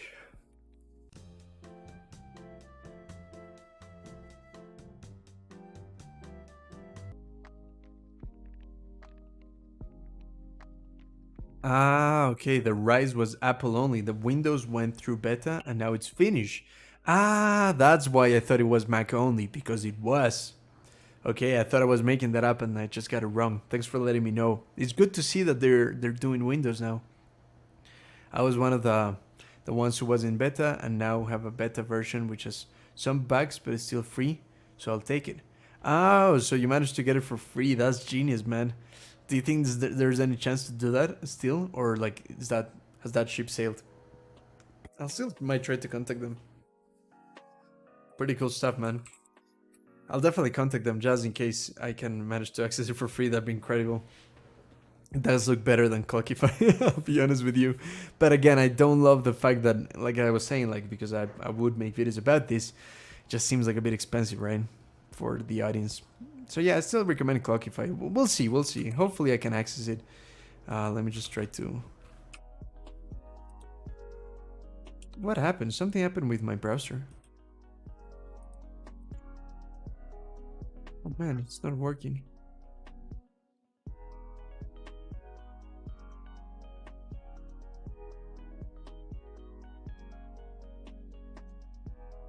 Never mind, I'll do it later. Just that my shortcuts to create tasks, I don't know what's happening. It's so weird. Yeah, here it is. Okay. Reach out. I can't spell reach out to these guys for beta Windows version. There we go. Yeah, you know what? I think I might try to close this tab. See if that solves it. Just something weird happening with my browser right now. Yeah, there it is. Okay, it's fixed. Nice. Thanks for your patience. By the way, I do this in YouTube that I think you might find helpful, like it's a distraction-free mode where there's no recommended videos. It does help me to focus more when I'm in the computer. However, I still watch so many videos on my phone and I haven't found a way to do that in here. But yeah, this one's pretty cool. What does he call this? Like distraction-free? Yeah, undistracted. Undistracted. This one right here. And you can like customize in YouTube if you want to see the sidebar. Like that. You can see how in the left, like in here, it hides that. Hide breaking news. Yeah, I want to hide that. Hide comments. I love comments, so I won't do that. And you can even blur your thumbnails so that whenever you're watching a video and you get recommendations, you don't fall for them. Or suggestions of this and that kind of stuff. This extension is extremely good. It's called Undistracted, again, in case my face was blocking it. Oops. Yeah, Undistracted. This one right here. Undistracted. Pretty cool stuff. That's how I keep YouTube blank or dark. Oof. Guys, you're on fire. So many good comments. Again, I'm sorry if I'm gonna have to skip a few. Water break.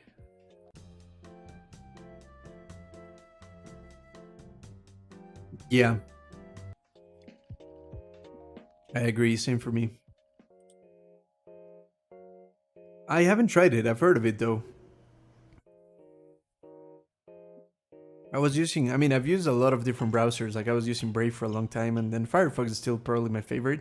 But because I make such heavy use of Chrome extensions, I had to switch to Chrome. And yes, I know that Brave does allow Chrome extensions. I don't know if Vivaldi does. But I still had a couple of limitations that were annoying. Like there were one or two extensions that just didn't work because they heavily relied on Google Chrome, which was a shame. But maybe I could go back to Brave because I don't think I use those extensions anymore. We'll see.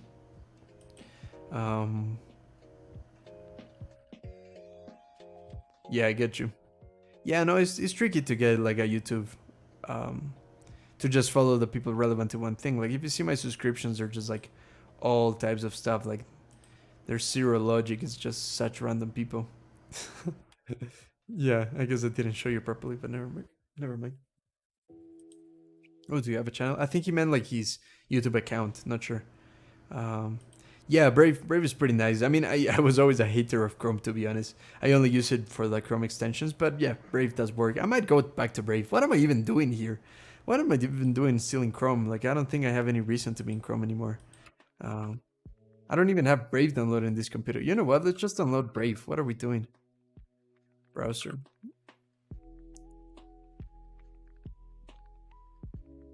Yeah, I think I've been like a year already in Chrome. I never used Chrome back in the day. Yeah, of course download for free. Of course set it up. Waiting to download.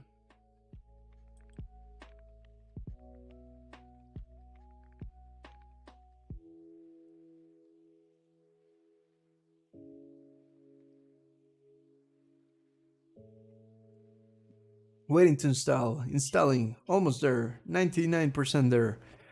Just 3 more steps.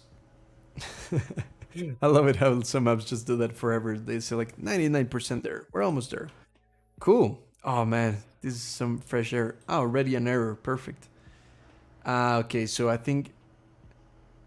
Wait, is it adding the extensions that I have from... no, from my computer. Yeah, that makes sense. Oh man, this is a shame. Opening web store. Do I need to add it manually? Is that it? Okay. What's the other error? This antivirus thing that I have. Let's see. Yeah, nice. No more errors. Woohoo. Great. Let's go to YouTube. Oh, that didn't work. YouTube.com. What is this? Wait, what is this? I just searched, like, accidentally I just pressed search Brave. What the hell is this? No way, Brave now has like a search engine? That's crazy. Haven't tried that because I used to use DuckDuckGo, but then I realized it sucks. It doesn't suck completely, just sucks sometimes, you know, like, to give you an example. A reason where DuckDuckGo just sucks at, you know, you just want to search something basic. Tom Cruise H. No idea. I'm gonna have to go in the depths of everything or calculate things. What year was he born? Whereas in Google, same search, Tom Cruise H. Boom. It's in Spanish. This sucks. Boom. Right. So that's my problem with DuckDuckGo. Oh, let's see what Brave does. Tom Cruise H. Almost. Still pretty nice. It works. Boom. Not as perfect as Google because it's super clean in here, but it works. And that's what matters. We need to add Dark Reader. Oh shit. I need to go to the web store. What am I doing? Yeah, so that's a good thing about Brave, right? That you can actually use the Chrome store. That's what I was saying. But yeah, so like, okay, let me tell you which app actually messed it all up for me. Wait, how do I change extensions? Yeah, shortcuts. Where do I change the shortcuts? I forgot, man.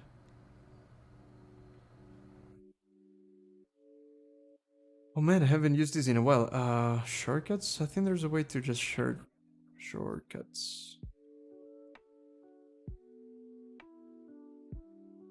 Okay, I'll do this later again. Keyboard shortcut, there it is. Yeah, perfect. Toggle extension, toggle current site. Yeah, this is the shortcut that I'm used to for this. So yeah, if I am here, perfect. Tom Cruise. Why did we even search Tom Cruise? Such a random search. Yeah, so the reason why I actually had to move out of Brave into Chrome was because I was using Google Keep, and the Google Keep extension wouldn't work in Brave. But I don't use Google Keep anymore at all. Like I completely left. I then moved to my Mind, and now I moved to Raindrop. So I don't use Google Keep anymore. There was another reason that I had to move out of Brave into Chrome, but I can't remember what it is. So I guess I'm gonna keep using Brave from now on. I just need to download all my extensions. But yeah, I guess I'll do that later. Cool. Yeah, for now I might just stay here in Chrome because I'm logged into everything. But yeah, later I'll just log into my Chrome account and see if I can just migrate everything to Brave. Nice. Thanks guys for the reminder to stop using Chrome. I'll see if it's worth doing the change. I would love to.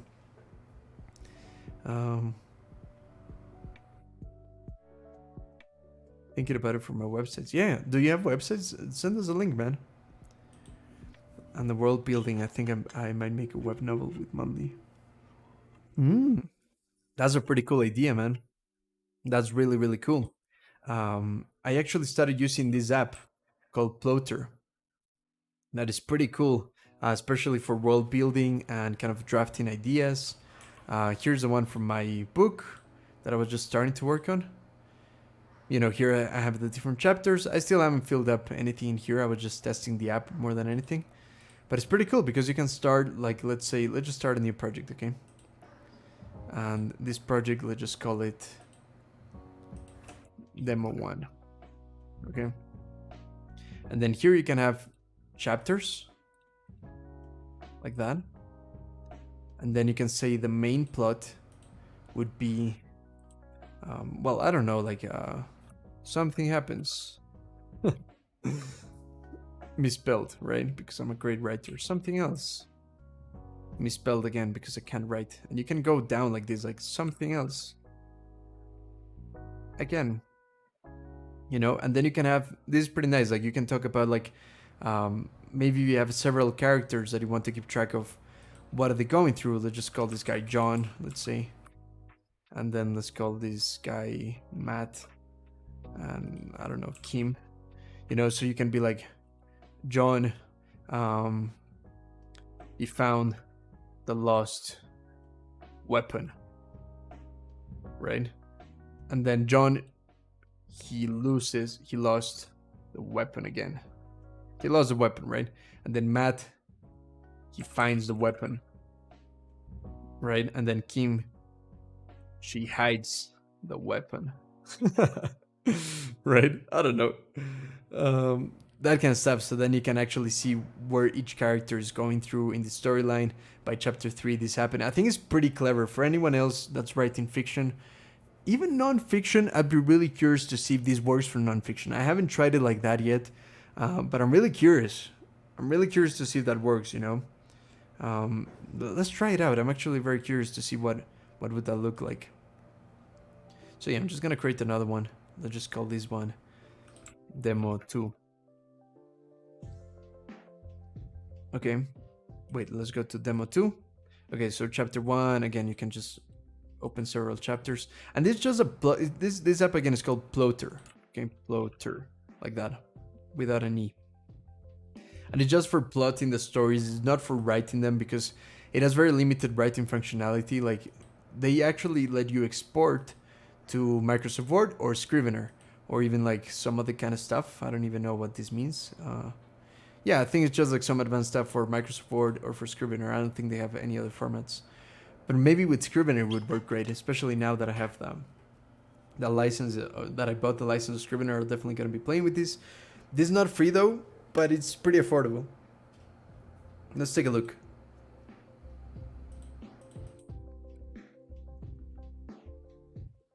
Okay, so annual, 25 annual, which is pretty nice. If you need to use it on more devices, it costs more, which is a bit annoying, but it's not terrible. And then they do have lifetime, which I really like. So I might actually pay for 1 year. We'll see. And if I end up using it more than 1 year, I think I might go for the lifetime. We'll see. I'm still not sure. But again, yeah, let's try to see this. So again, let's assume that this is some fiction, right? So maybe it's a book on philosophy, okay? Just because that's what I know. So let's say intro to Stoicism. And then maybe here, intro to Buddhism. I don't know how to spell Buddhism. Intro to Taoism, right? And then maybe when it comes to Taoism, maybe here I tease the concept, but don't explain it. And then maybe in here I could say like, I don't know, like see chapter 7 if I want to actually kind of, I don't know, kind of like let the reader know that in this chapter they're gonna learn about it. Again, in Stoicism. I don't know, maybe in here I start talking about Marcus Aurelius, the Roman emperor that was one of the most famous Stoics, Seneca, the Younger, Epictetus, another guy. And yeah, it was really nice that you can drag them like this because we already introduced Stoicism there. We could actually just start talking about it straight away. Something like that. I think it would work for fiction. It's a pretty interesting concept, you know, like one could do something like this in a mind mapping app. But the fact that you can do it, yeah, and you have other views, kind of weird though. And yeah, you can also write more text about it and tag it with things, tag it with characters. I think it's pretty cool. I think it could work for nonfiction. So yeah, if you have questions about it, let me know. I need to catch up with a lot of comments. Okay, again, sorry if I skip a couple of ones. So you think the ship has sailed for Rise? Yeah, because it was only for the beta one. Yeah, that's a shame, but never mind. Either way, I might still check it out just to see. Maybe I might pay for a month just to see if it's really good. If I combine all of the channels I follow, YouTube is already... Yeah, damn, man. Yeah, same, I think. Let me see how many I have.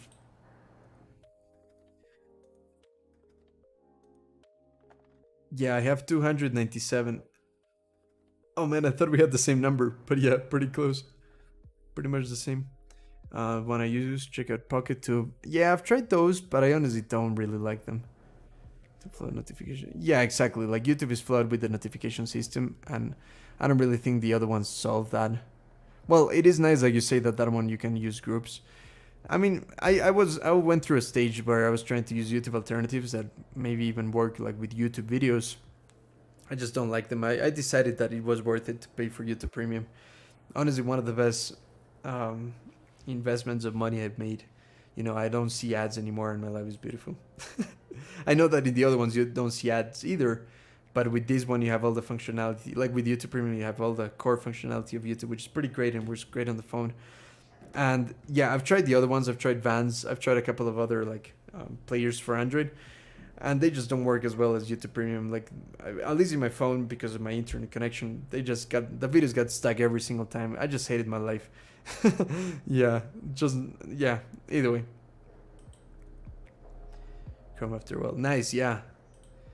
Yeah, of course. I mean, yeah, Chrome is the worst, isn't it? But like again, it's because the you have no idea, man. I used to literally bully people for using Chrome, and then when I was using Brave, I was using Firefox. Firefox is still my favorite by far, but then Firefox really doesn't have the extensions that I need. So then I said like, yeah, Brave, perfect. And I used Brave for a couple of years, I think.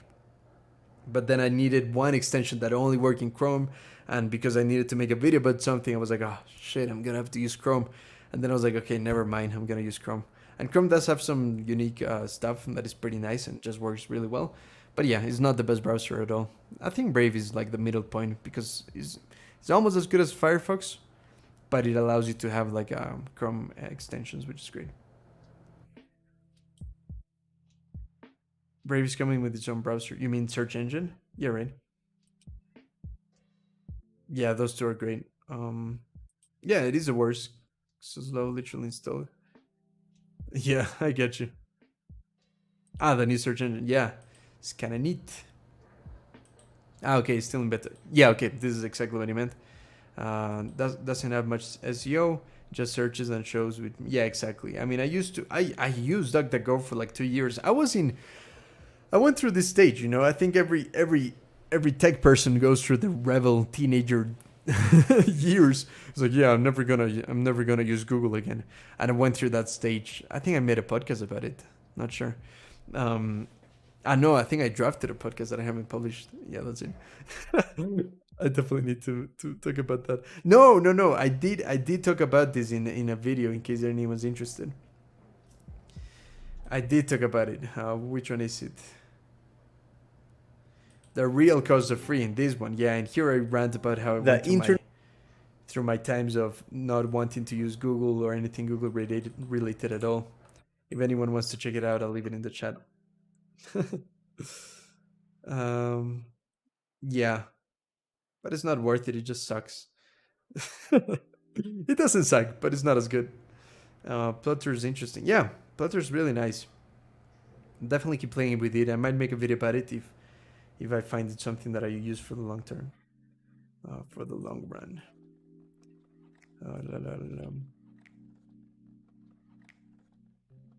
Yeah, definitely let us know. You can feel free to let us know in one of the upcoming live streams. Campfire and Word Anvil for writing and use Wonderdraft. And wow, you just dropped like 5 apps in there that I didn't know about. Ooh, that's pretty cool. I'll write all of that down. Let me just open Obsidian.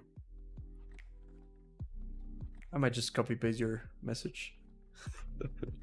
Thanks for that. So, okay, so let's try to break it down. So you use Campfire, Word Anvil,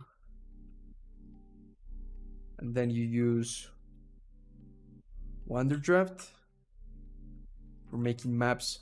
Yeah, so I've heard about making maps for fictional worlds. I definitely have some use case for that. Like I think that'd be incredible.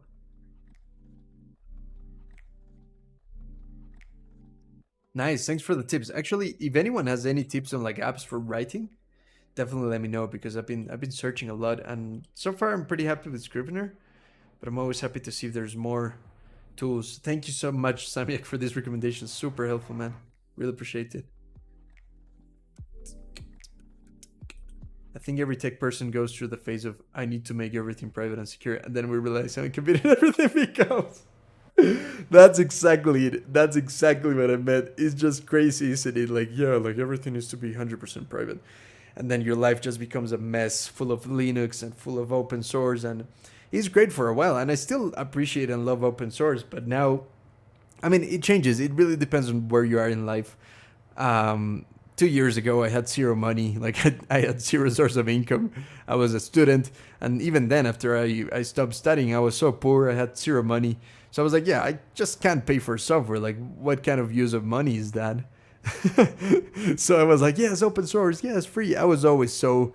I think my mindset changed a lot. I was always in the mindset of like, you should never pay for software because it should all be free in a free world, you know? But then I realized like, okay, come on, this is an inconvenience. This is a huge inconvenience. Like nothing works. And if I want things to work, it's going to take me a couple of days to get it working, especially on Linux. So yeah, now that thankfully, like because of my courses and so on, I do have a bit of income that I can use for software. And because it's kind of my job, I have to pay for software to make videos about software. Then yeah, now I think it's a lot more worth it, at least for me right now, to pay for things to make it more convenient for myself.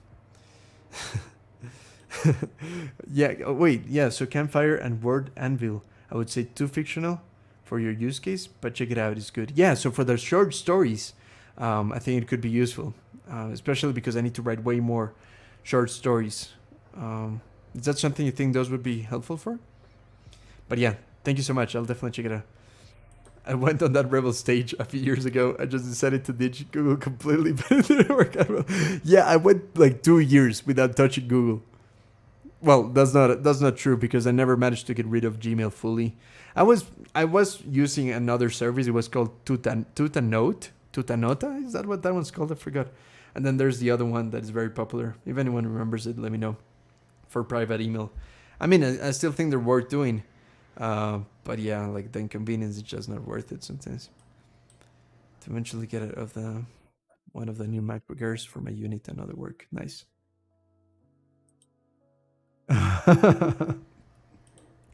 Yeah, I get you. No, I get you. We've all been there, and during that period of time where you just want to be frugal with your money. I mean, I'm still frugal with my money. I'm not stupid about my money. I keep tabs of absolutely everything I spend, and if I go over a budget limit, I try to control it. I have like Proton email. That's the one. Yeah, thank you so much. That's the one that I meant.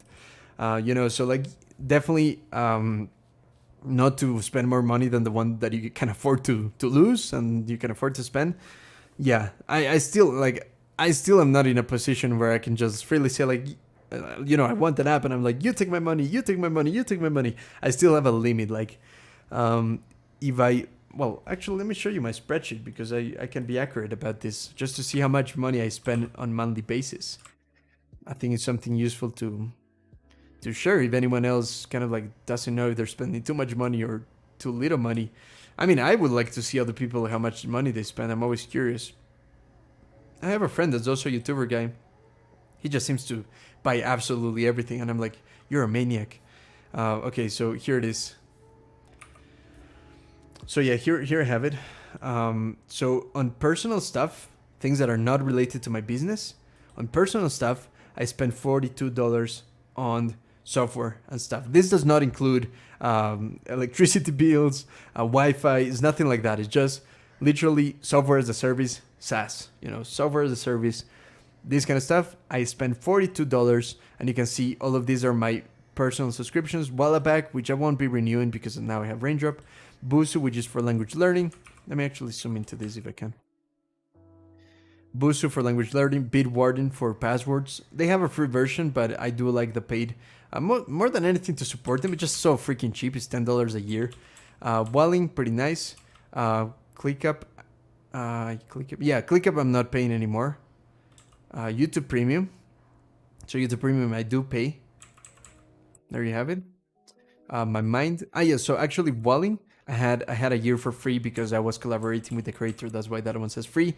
But I was paying for it, and I have this year for free. So yeah, that's something I need to keep track of. And I also have a formula to let me know how many days left I have of each subscription. YouTube Premium I do pay for. My Mind I stopped paying for. So actually this one I need to change to not paying. Is that true? No, I'm still paying. I need to cancel it soon though. Yeah, I need to cancel it soon. I'm still paying. Yeah, I'm paying 6. Yeah, I almost lied. I just want to cancel it. Readwise. That one's great. Raindrop, that's the one that I'm paying for. Spear, this one again is a collaboration, so this one that actually is sponsored, so like, well, not sponsored, but rather the creator gave me free access just to try it. And yeah, I use it every now and again. I do pay for this antivirus. One for the gym, which is to count my reps and to see my progress on exercise and weights and that kind of stuff. To do is I do pay for. Fitbit I do pay for. And then all of that equals to $500 annual, which equals to $42 monthly. And then on business stuff, it's way more expensive. I pay $2,000 a year, which is crazy, which equals to $170 per month, And the most expensive one of those is, of course, Teachable, is what I use to do my courses. There is a cheaper version, but I wanted for people to have the ability to join as an affiliate. So if anyone actually wants to promote my courses in any way, like, let me just show you. Like, if you like my courses and you want to promote it and you want to make some money from referrals, you can go to my website and you can apply to my affiliate program. You just fill in this form and then you'll be able to access it. Like, I'll get back to you if you're interested. So yeah, again, my main website, you scroll down here, apply to my affiliate program. So yeah, let me know if you're interested. That is the reason why I pay so much for this, so that feature is enabled. Either way, it's still expensive. This is for my website. This is for my community, which is pretty expensive, to be honest. This is for my website with Notion, which is a program called Super. I paid for a 3D subscription for 3D models for my thumbnails. And I also pay Google Workspace for my newsletter that I need to work on. What is better about YouTube Premium? Yeah, so I mean, I'm sure, like, again, like, everyone goes through their phase of trying to avoid paying for like things that are more convenient, and I definitely went through, like I was saying, like a stage of just using the Android alternatives and all the peer to that kind of stuff. But YouTube, you know, I just don't want to sell it because I don't get anything out of selling it. I just think it's pretty nice because it works great on your phone. You can lock your phone and still listen to the stuff. Like I watch a lot of long videos. It's nice to be able to block my screen, to be able to minimize the window so that I can use other apps. I can download videos if I don't have internet. I never see an ad while supporting the creators, you know, so like that's a problem whenever you use an ad block, that kind of stuff. It does work. It doesn't work on phone. Not great, personally. Ad blocks do work on the computer, but you are kind of like taking the ad revenue away from the creators when you use an ad block. Whereas if you pay for YouTube Premium, they still get paid from your subscription, you know, so that's pretty nice. But yeah, either way, I don't think it's essential. I mean, if you have an alternative app that you can use to block ads and you feel okay with that, and you just have a method for anything in YouTube, then yeah, it's definitely not essential. Do you use any Notion plugins? Well, I don't know if this counts. I don't use them anymore, but there's this project that I was using for a while. It's just a bit too buggy and a bit too annoying. But yeah, it's called Notion Enhancer. It's pretty cool. Oh man, they don't have any images. But yeah, it's like a way to create... there it is, yeah. You can create themes in Notion, and there's a couple of plugins. Nothing too advanced, just a couple of things like a sidebar, like an extra sidebar outliner that they're showing in here. Yeah, those are the ones that I've used, but if you actually know about, you know, anything that would be nicer, definitely let me know. Have the student plan for YouTube Premium. Nice. Oh man, I need to try to get the student plan. I'm writing it in my to-dos. Student plan for YouTube Premium. The thing is that I have a educational email that sometimes works for a lot of things. It just really depends. Yeah, I don't think I have that plan, do I?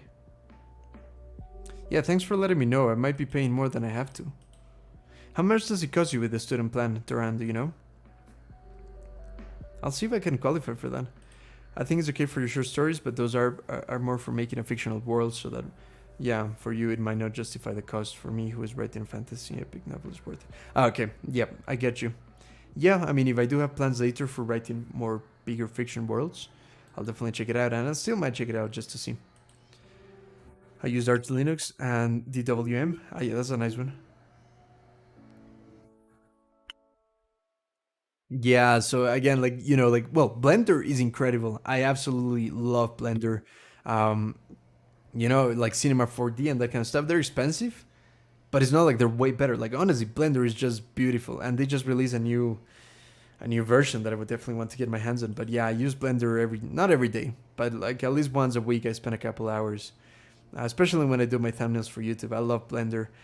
GIMP, I tried for a while. Actually, you know what's funny? I went through... You know what, Marco? Excuse me. I was definitely in the same stage that you're at right now.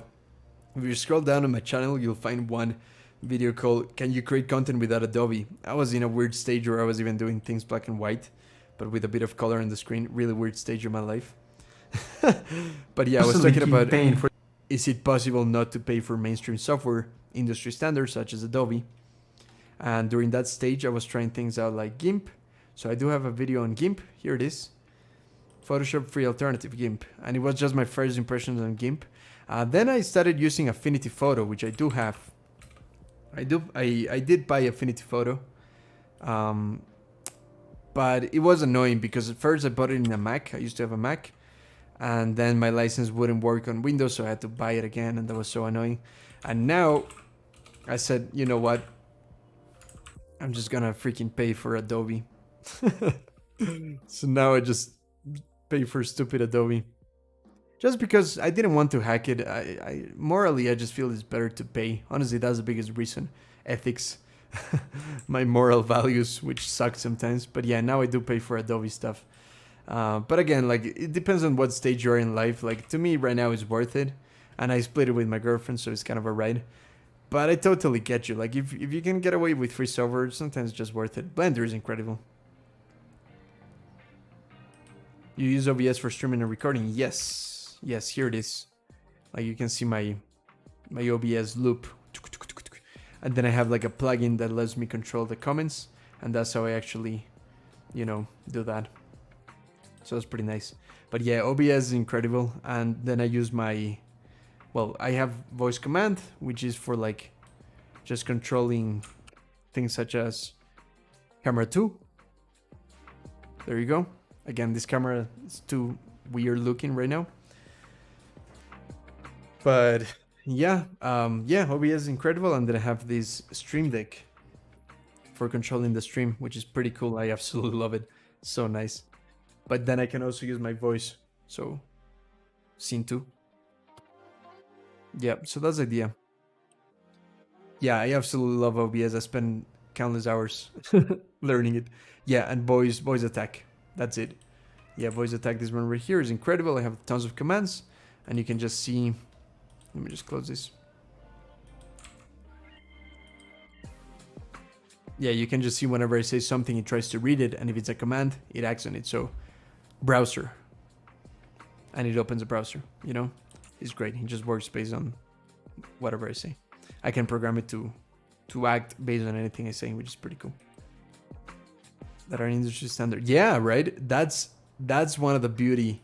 That's the beauty of those software. They're just so freaking good that they become industry standard. Like Blender is just so freaking good at 3D that is industry standard. I mean, not everywhere, but yeah, it's pretty acceptable if any company wants to use it as industry standard. So that's incredible.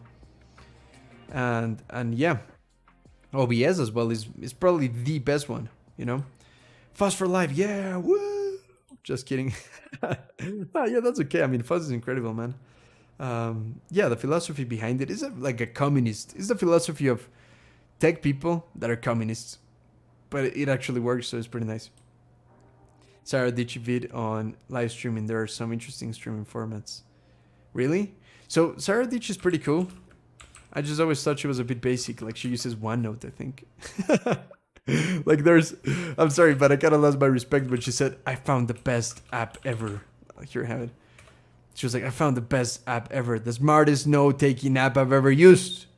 Sorry for shouting, guys. If I'm going to shout, I need to get the microphone away for a bit. I'm sorry. And I was like, OneNote? Really? And then I just thought that was hilarious. But she's pretty cool. I mean, she's a filmmaker. And she makes great videos. I haven't seen her in over a year. Maybe she get better. No, she's great. She's great. Huge respect. I watched her when she first became popular for making the Casey Neistat parody. Let's see how many years ago that was. No, she's cool. She's cool. Respect, man. 5 years ago. Yeah, this is when I started watching her videos. And it was really cool to watch her interviews with like Machiavelli and that kind of stuff. Coffee. There she is.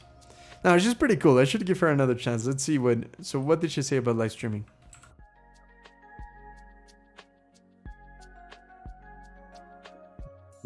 RIP headphone users. I'm so sorry, guys, for shouting. Live streaming is hard. Try using video switchers. Okay, she's obviously using... what is it called? What is it called? Like the alternative version of OBS for newbies. OBS... Streamlabs. Yeah. Streamlabs sucks. Man, there was so much controversy because they were literally ripping off other companies. Yeah, she's probably using that. Either way, OBS is the absolute best, and I'm not going to refuse with anyone that is going to say that there's something better. But there's definitely some good applications, especially when maybe you're streaming on your phone, which I don't know what you would do, but maybe that's what she's doing. Ooh, okay. No, you're right. This is some pro stuff. This is pretty nice. Okay, now I'm jealous. Ooh, that's incredible. That's way better than a Stream Deck. Okay. I thought she was just talking about using like good old easy to use software, but no, she's actually talking about really badass hardware. Okay, respect. She shut me up. I take my hat off. I'll definitely watch this video. Thank you, man. Sorry for bullying Sarah Dichi. She's great. Nice. Yeah, no, this is badass stuff. She's on fire. Does she even stream? Never seen her streams. Definitely gotta check it out. Yeah, the thing is that she has all the money in the world, right? Respect. Can't wait to have enough money to buy everything I need forever. Like these things, I'm sure they're super expensive, man. Like right now, I wouldn't be able to justify buying one of those, but it does look incredible. And it's black magic stuff. Like it's the same brand as this bad boy. But again, this came included with my license of the software, so it's not like I actually could afford this by itself, you know. Ah, yeah, this Trotiv is the boss, man. He's incredible. Hopefully you can get deals with the web novel site itself. Check it out. Ooh, nice. Thank you. I'll check it out. Web novel? Is that what it's called? Web novel. Let's take a look. Fictional Stories Hub. Man, Sam, you're on fire. Thank you so much for all the amazing recommendations. I'll definitely check this out. Some uncensored stuff in there I can see. Never mind. I have to try writers apps. Sorry for the uncensored content, guys. Yeah, but either way. Nice, I'll definitely check it out. Yeah, I literally copy, paste, and call it a day. Yeah, like I follow. If you want to get advanced with OBS, this is your guy. You've probably seen him. He's like the boss of OBS. And he always makes fun of of his Streamlabs.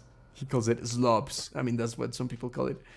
But yeah, like there was a huge controversy. And the other guy, in case you haven't checked him out, man, I've been a fan of Harry's for so freaking long. Well, actually, Alpha Gaming, he just had a baby, which is incredible. Alpha Gaming is his main channel in case you're getting into streaming. This is the guy. I don't know. I haven't seen this one.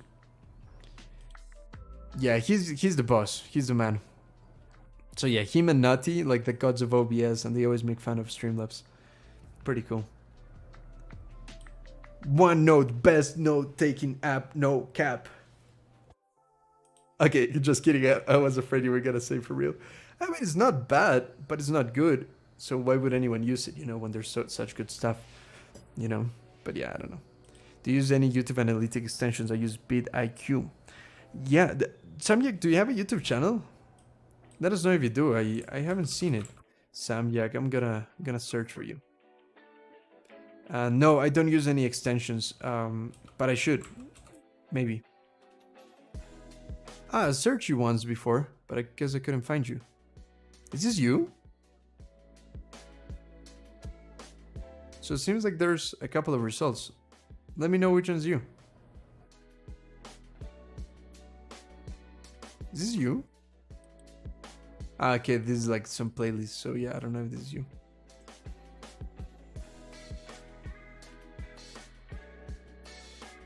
Yeah, but either way. What's up, Arya? Thanks for being here. Really appreciate you dropping by. Okay, so for learning SEO, that's pretty good. Yeah, no, I should definitely get... So vidIQ is one of the good ones. The other one, what is it called? TubeBuddy? Yeah, those ones I've considered. Like, there's a couple of things. Okay, so that is you, but you don't have videos. Got you. My years old playlist. Okay, got you. It makes sense.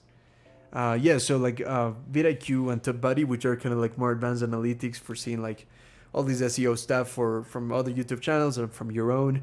For anyone that's not familiar, that's why I'm explaining it. It looks pretty useful. One of the features that I really like that I believe vidIQ might have is like batch editing all the descriptions in all my YouTube videos, you know. So if I have a link that is kind of outdated or I want to change it in every single description, that's when I might pay for one of those. But honestly, I'm just kind of, yeah, and I know people are going to roll their eyes at this because I know I should be a good YouTuber and know my analytics, but I just don't really care about analytics all that much personally. I find it boring. And yeah, I should get more into it. I get it as part of running a business and stuff like that. I just find it so boring, man. And I guess that's the advantage of working for yourself. You can do whatever you want. Maybe I'm leaving some money on the table for not optimizing things for SEO. I don't make much money out of YouTube. I only make money out of selling courses. I do make money from YouTube, but it's not enough.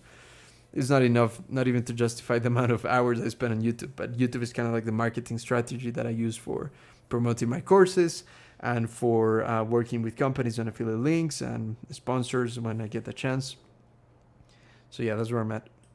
I really like your videos and your thumbnails. Really interest me. And if you need help delegating some tasks to me, I'd be more than happy to help. Thank you so much, Arya. I'll definitely write that down, man. Like, I'll definitely reach out to you. Do you have Twitter that I can message to you? Like, that'd be incredible, man. Really appreciate that. It's just, it's just hard to message through YouTube, but I'll definitely write down your name and I'll look for you. But if you have Twitter, or I say Twitter because I don't necessarily want you to show your email address in here. I think Twitter would be nice. If not, feel free to send me an email, so go to the description, santianger.com/contact, and yeah, just let me know it's you. Thank you so much, man. That's really cool. Like, right now I'm kind of like a solo creator, but at some points especially for some projects, I might definitely need some help. So yeah, that's pretty nice of you. Really appreciate the kind offer, man. YouTube Lytics. I haven't heard of this one. YouTube Lytics. Let me just take a look. No, not YouTube Lyrics. YouTube Lytics. Why can't I find it? I don't know, man. YouTube Lytics. App for stats? Is that how I'll search it? I can't find it, but either way, YouTube Lytics. Couldn't find it, man. Maybe it's like an extension. Do you check your traffic in your sites? I do have Google Analytics set up, but I'm just too lazy to check them. I never check them. I know I'm bad YouTuber, bad business owner, bad YouTube / website owner. But I'm saying that to me, like, yeah, I'm just bad at all of that. I find it so boring. Yeah, I do have a YouTube server actually. I just decided to make it private for now because I'm not using it that much anymore. I just kind of had it first for people that have subscribed to my that have paid for my online courses, and yeah, so I was running that, and I'm pretty decent at like managing a Discord with all the bells and whistles. But now I'm moving to this other one right here that is in the description for anyone interested to join the community. Yeah, here it is. So this is the one. I actually have a dark mode set up with it just because, yeah, it's kind of annoying to have it so bright. But yeah, it's pretty cool. So this is a community that I'm running right now. Again, for anyone interested, you can go to, in the description, there should be santianger.com/community, and you can sign up to the waiting list, and I'll let you know once I start releasing more slots for people to enter. So yeah, that's what I have right now instead of a Discord. There you have it. Cool, thanks Arya. I'll save your Twitter. Let me actually search for you real quick. Oh, thanks for the follow, man. Shout out to Arya. You're awesome, man. Really appreciate that. DM to delegates. Cool. I just saved your profile. Thank you, man. Great stuff. Cool, guys. I think I might call it a day quite soon. If you guys have any final thoughts, any final questions, let me know. Yeah, so Slack is almost good, but I don't like it enough, I guess. First, I just don't like the logic of how you sign into each particular different like Slack workspace. I think it's annoying and weird. It's confusing as shit. And then, yeah, it's just, well, I think if one is going to use Slack, you might as well use Discord because it's actually free, whereas Slack, you have tons of limitations. It's semi-free. It's freemium. So yeah, because of that, I'm trying to go something a bit more professional. That's why I'm using Circle right now. Yeah, this one right here. This one's Circle. Let me just get dark mode. It's pretty good, pretty powerful, but pretty expensive for me to maintain. I have to pay like $40 every month. And until I release it properly, right now there's only a couple of people in there. Yeah, by the way, guys, if you want to skip the line and join earlier, especially if you want the 30-day trial, just DM me on Twitter or on an email, and I can give you access to the trial. I should be releasing it publicly soon, but yeah, I think this one's really, really good. Do you spend your time on the most? Mine is YouTube, not sure. Yeah, same. Like, I only spend time on YouTube. And then on Twitter a little bit. Do you have a newsletter? Kind of. I I'm gonna say no. No, I'm gonna say no because I've tried to start one several times and I always fail. I was paying for ConvertKit. It just got so expensive and I wasn't using it enough. I only have like waiting lists, you know, so like it's not like I have a newsletter, but rather a way to keep you updated on different things. So like for instance, I have the community one that I was showing you, so that's a waiting list with ConvertKit. I have, what else do I have? Yeah, I have one for Notion. Oh, that's not the URL. What is it called? Yeah, so I started working on a Notion course. I just never got around to wrap it up or release it. But actually in here, if you go to the description of this live stream, you'll be able to see that there's an upcoming Notion course. And that one is right here. And that one also has like a waiting list with ConvertKit. So yeah, if you guys are interested in that, definitely check it out. I'm gonna be releasing a Notion course. I just want to make it something a bit more advanced than usual. This one is probably gonna be just for beginners. But then this is kind of like the building blocks because later I want to teach how to create a website out of Notion because it's one of the best ways to organize content. Yeah, more than the ability to customize things is more the value of actually being able to easily organize all the content that you publish. And that's the real course that I'm excited about. And then this Notion Basics course, just kind of like the building blocks just to get people familiar with the basics of Notion so that then they can build websites in Notion with something like super.so, which is the one that I use. This one right here. But I've been wanting to start a newsletter and I might soon, and if I do, I'll let you know. So yeah, thank you for that cool question. Cool guys, I think I'm gonna, damn, yeah, it's getting late. I definitely need to go cook and then eat what I cook and then work on work and then spend time on hobbies because that's what I spend my whole day on. Yeah, I might start a second channel, guys, just because I have so many video ideas that I really think would be cool to make and they just don't work on my main YouTube channel because it's all based on productivity, which is great, and I want to keep making productivity videos, but I also I have a lot of side projects and side things that I would like to work on, and it'd be really cool. I might start a second channel on that. It'd be great to have it all under one same channel, but I don't know. I think most of my subscribers just come to my channel for productivity, and I don't want to mess that up because that's kind of a business model that is working for me right now. Did you code it from scratch? So I've coded my website in the past from scratch, but the current version, this is probably SantiYounger.com version 5. The first one was coded in HTML and CSS. The second one, or like maybe one of the, I don't know, like I had a lot of versions on different services. One that I highly recommend is doing it with Hugo. This was one of my iterations of my website. Hugo website, Go Hugo. This one's incredible. Highly recommend it. It's one of the cheapest free versions to create a website. But right now, I use Super. So this thing is quite expensive, if I'm being honest. There's some cheaper versions, but yeah, this one, I'm enjoying this one so far. I might maybe later move to a cheaper one. But this is the thing that I want to make online courses on. Maybe on the free version of this, there's another one called Notion Web Builder. I forgot the name, so let me check it out. What is it called? Potion, that's it. Yeah, this is a free version to that. But again, like the reason why I like this a lot, I don't use Notion that much for note taking, but it's a really nice place to write my blog posts and have like the final versions of things and organize things in there. Pretty cool.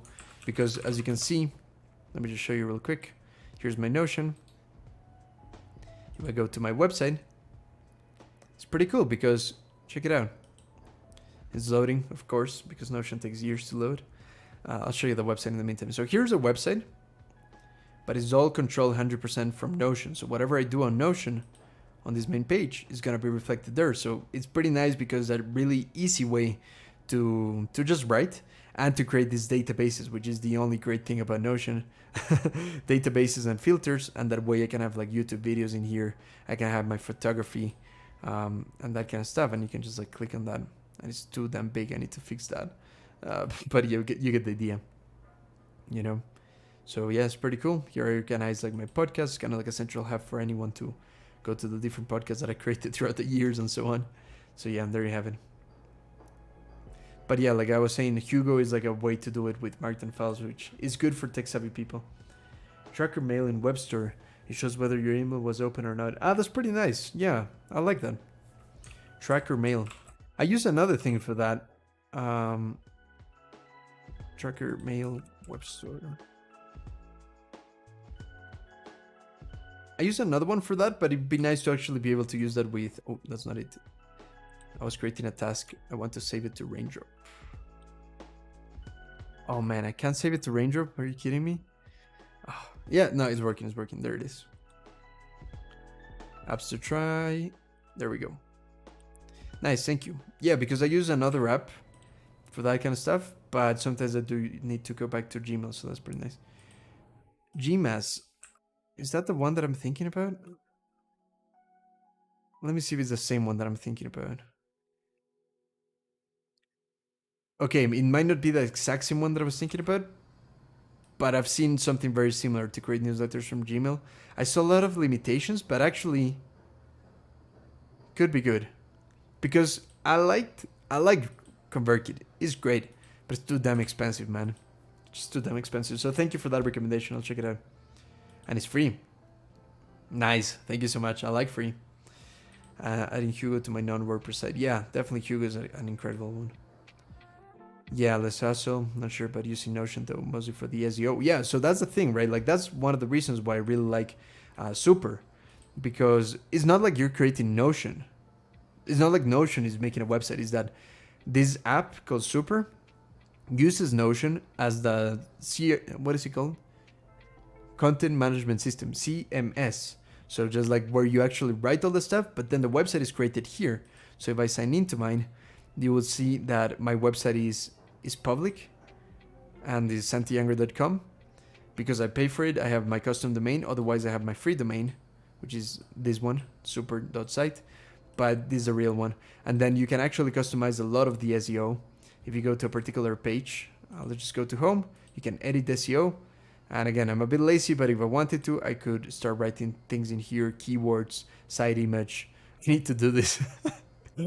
Yeah, but either way, and just by itself, it already works. Like if I search for Santi Younger on Google, it's gonna pop up right here, right after my YouTube channel, because that's a more popular search. And yeah, even my courses in here, which is pretty nice. My tweets, like if you search for Santi Younger, I do appear quite a lot. I don't know if all the images are of me, but quite a few. Nice, all the different formats of my of my images. This was a podcast I was interviewed on. Yeah, and my thumbnails. It's hilarious. That's so old. Who's this guy? That's me.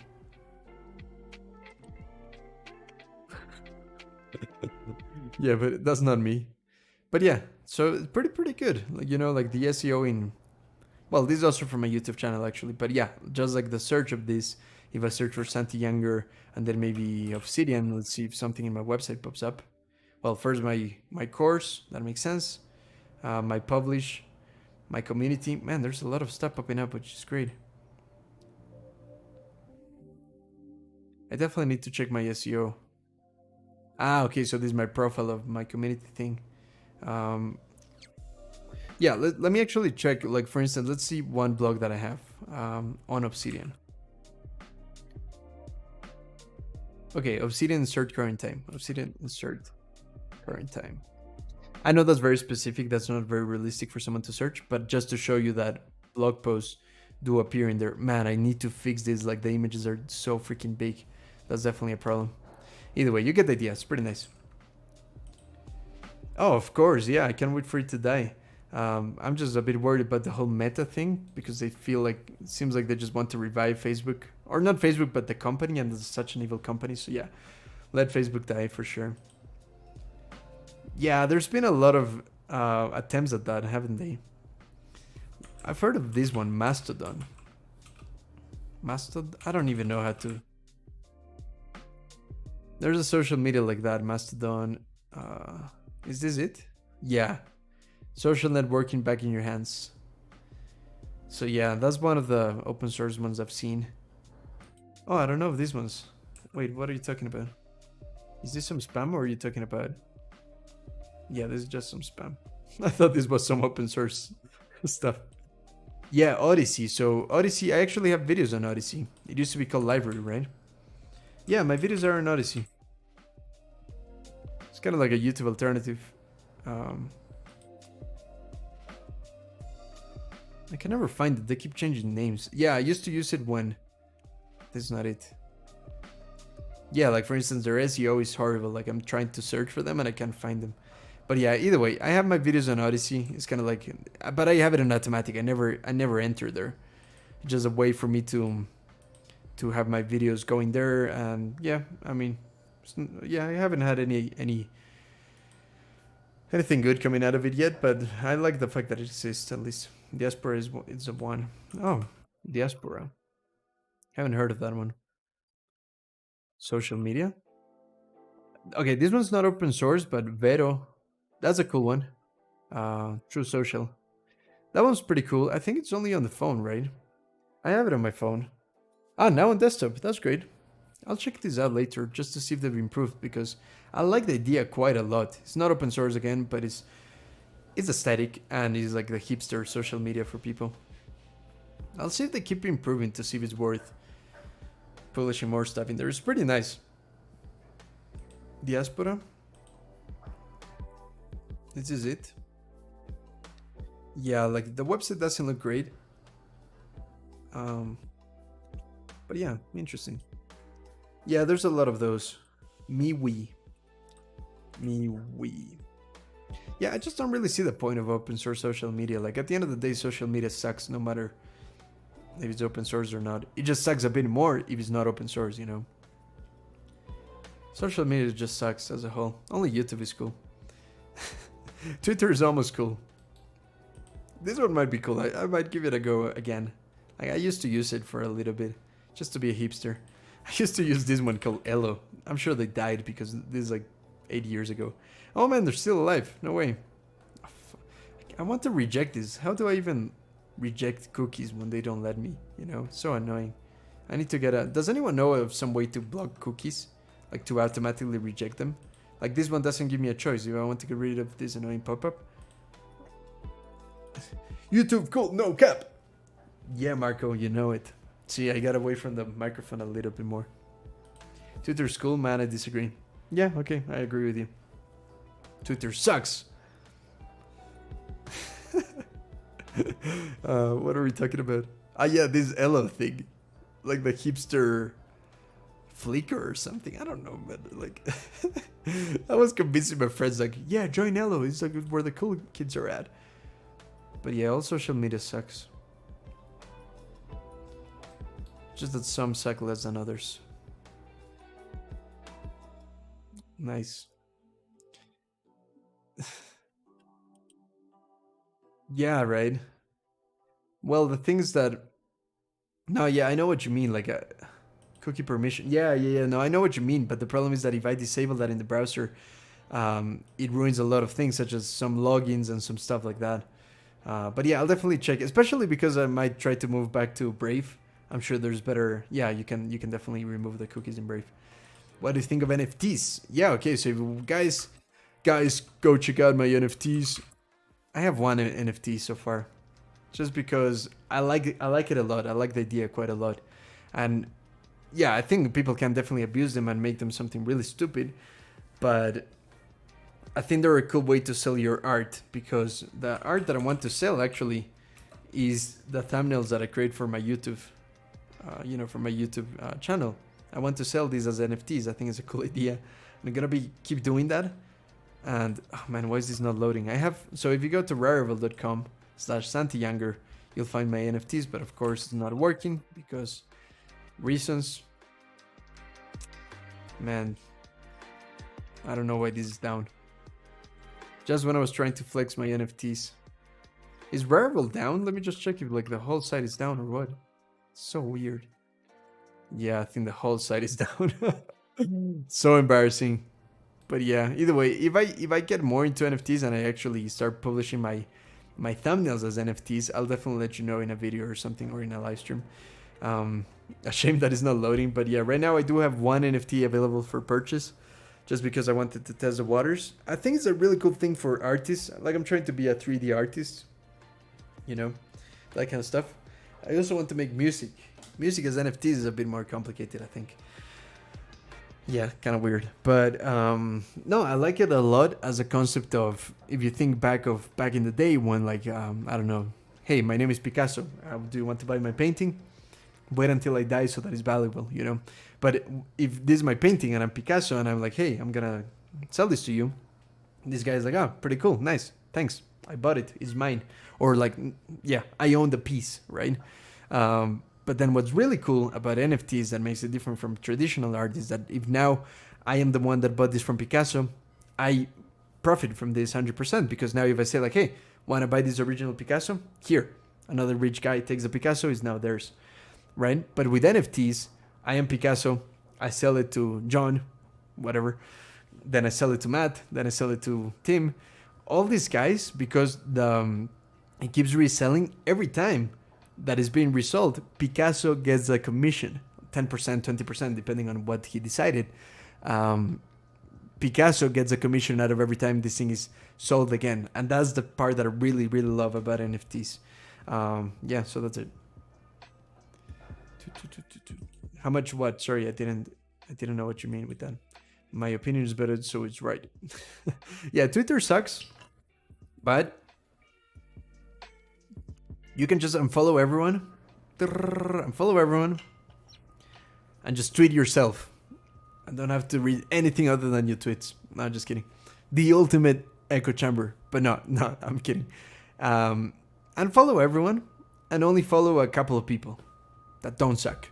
That's it. The ultimate hack for Twitter, right? And if someone starts sucking, unfollow them. There you go. Pixfell is a Web3 app similar to Instagram.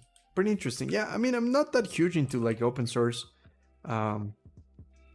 social media. Just because the value of social media to me is to sell, you know, like just market my work so that people buy my courses or buy whatever I'm selling. That is the only reason I think social media is useful. But when it comes for just like, I don't know, showing your life to others, I think it sucks. Nice, I'll check this one out. I mean, I'm always interested to see if there's something useful for the purpose of marketing work.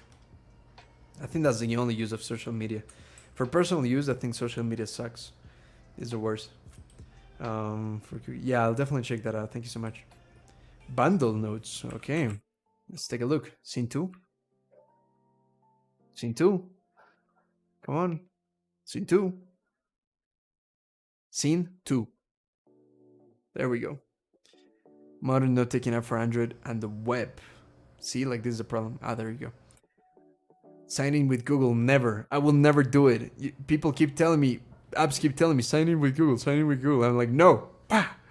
Email and password.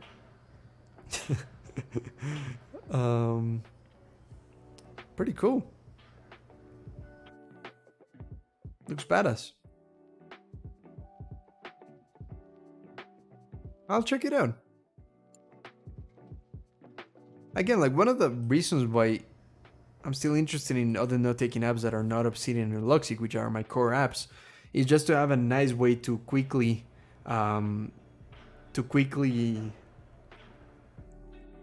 sorry, I got distracted by follow Sandy for good vibes. Yeah, thanks. Subscribe and hit the like and hit the bell and send me a retweet and send me a follow and comment in the description for good vibes. Thanks, Marco. Yeah, I was saying, so like the reason why I might like to look into this is because I definitely want to have a better way to quick capture ideas into my phone that then go into my computer and then I can do something with that. So I'll definitely check this one out. Thank you for that, Samyak. Really cool. It's only for Marvel though. Web is Pro version. Okay. Shit. Fair enough though. And where's the pricing though? I want to see how much it costs for the Pro version. Any ideas? It's like they don't want me to pay. What if I want to give them my money? They just don't want my money. I hate it when apps don't let me know, don't let me give them my money.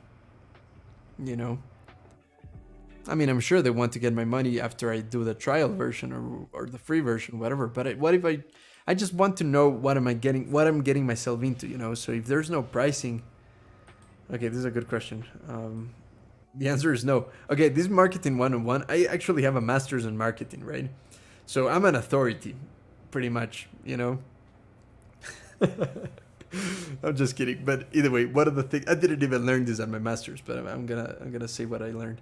That whenever you do a Q&A, because a Q&A, sorry, a frequently asked question, and a FAQ, you know, whenever you do a FAQ and you're trying to sell something, you control what the questions are. Of course, like they come from the user sometimes, but you can control how you market it. So never ask a question that the answer is no to, you know? And if the answer is no to, end with a really good positive straight away. But this is too long. I'm not going to read this. I'm just going to read this line. This is a good question, but for many reasons, the answer is no. And I'm like, okay, next app, obsidian.com. Sorry, obsidian.md. Right? Because that's how you market things. You don't say things like that. I'm sorry, guys. I'm sorry if I offended the bundled notes team. This is just some feedback. I don't know why I'm even ranting about this. Either way, how much does it cost? Anyone knows? Yeah, they don't want me to buy it. What's wrong with them?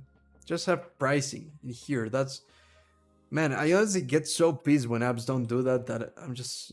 Yeah, I just don't even bother anymore. Either way, I guess I'm pissed. I guess I'm getting tired, man. I've been streaming for 2 hours? Damn.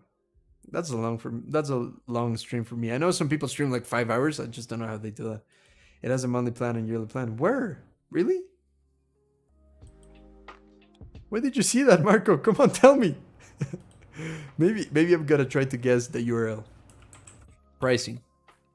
Nope. Price. Nope. No idea. 2 a.m. at my place. Thanks for hanging out, but sleep is more important than this stream, so go to bed. Be a good boy. Go to bed. Listen to your mother. Eat your vegetables. Go to bed now. Like, come on, man. Like, that's not healthy. You gotta sleep. But thanks for being here. 6 bundle limit. Okay. Keep productive when it comes to other apps to try them to see if I could recommend to others. Yeah, definitely. Yeah, I mean, it's pretty fun to explore apps. I find it awesome. 5 hours Twitch streamer Ludwig has streamed constantly for a month, 30 days. Ah, yeah, but come on, that's an exception. You know, he can't do that all the time. Yeah, I know, Ludwig is crazy. I don't see his stuff. He's just, I don't know. He's he's all about the marketing. Like, come on, let's stream. I don't know. He's not that interesting to me, if I'm being honest. Okay. Got you. But you did say the price somewhere, right? What was it? It has a monthly plan and a yearly plan. Come on, man. Give me the numbers. Do you know? Either way, I might have to check that out later. Don't worry, guys. It does look really cool, though. Does anyone know, like, what are the benefits of using these on top of Obsidian? Anything cool about it?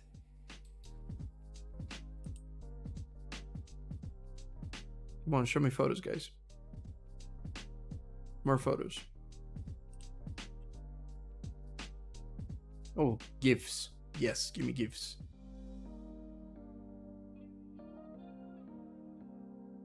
Like Kanban board? What's your currency? Benjamins. Who's another president? Jefferson's, Washington's. Yeah, dollars. No, don't worry. Dollars, yeah. I live in Ecuador, but believe it or not, we use dollars because we're not original enough to have our own currency. Just kidding. We had our own currency, and that went to hell. So now we use dollars. It's one of the few countries in the world, apart from the US, that use dollars. Don't know why. But yeah. So yeah, try to convert dollars to dollars. Yeah, US dollars. Yeah, American dollars. Benjamins. So yeah, I don't know what the conversion is from dollar to dollar. Let's check. $1 to dollar. Just being a clown, I'm sorry. Okay, here's the answer. $1 is $1. By the way, I'm not bullying you, Marco. I'm just getting tired of talking shit. I'm sorry. So yeah, I mean, if you have any idea, I'd love to know. Just because I definitely don't want to download this app if it's gonna be out of my budget or just not a good idea. Yeah, I can't be bothered to download the app without knowing the pricing. That's how lazy I am.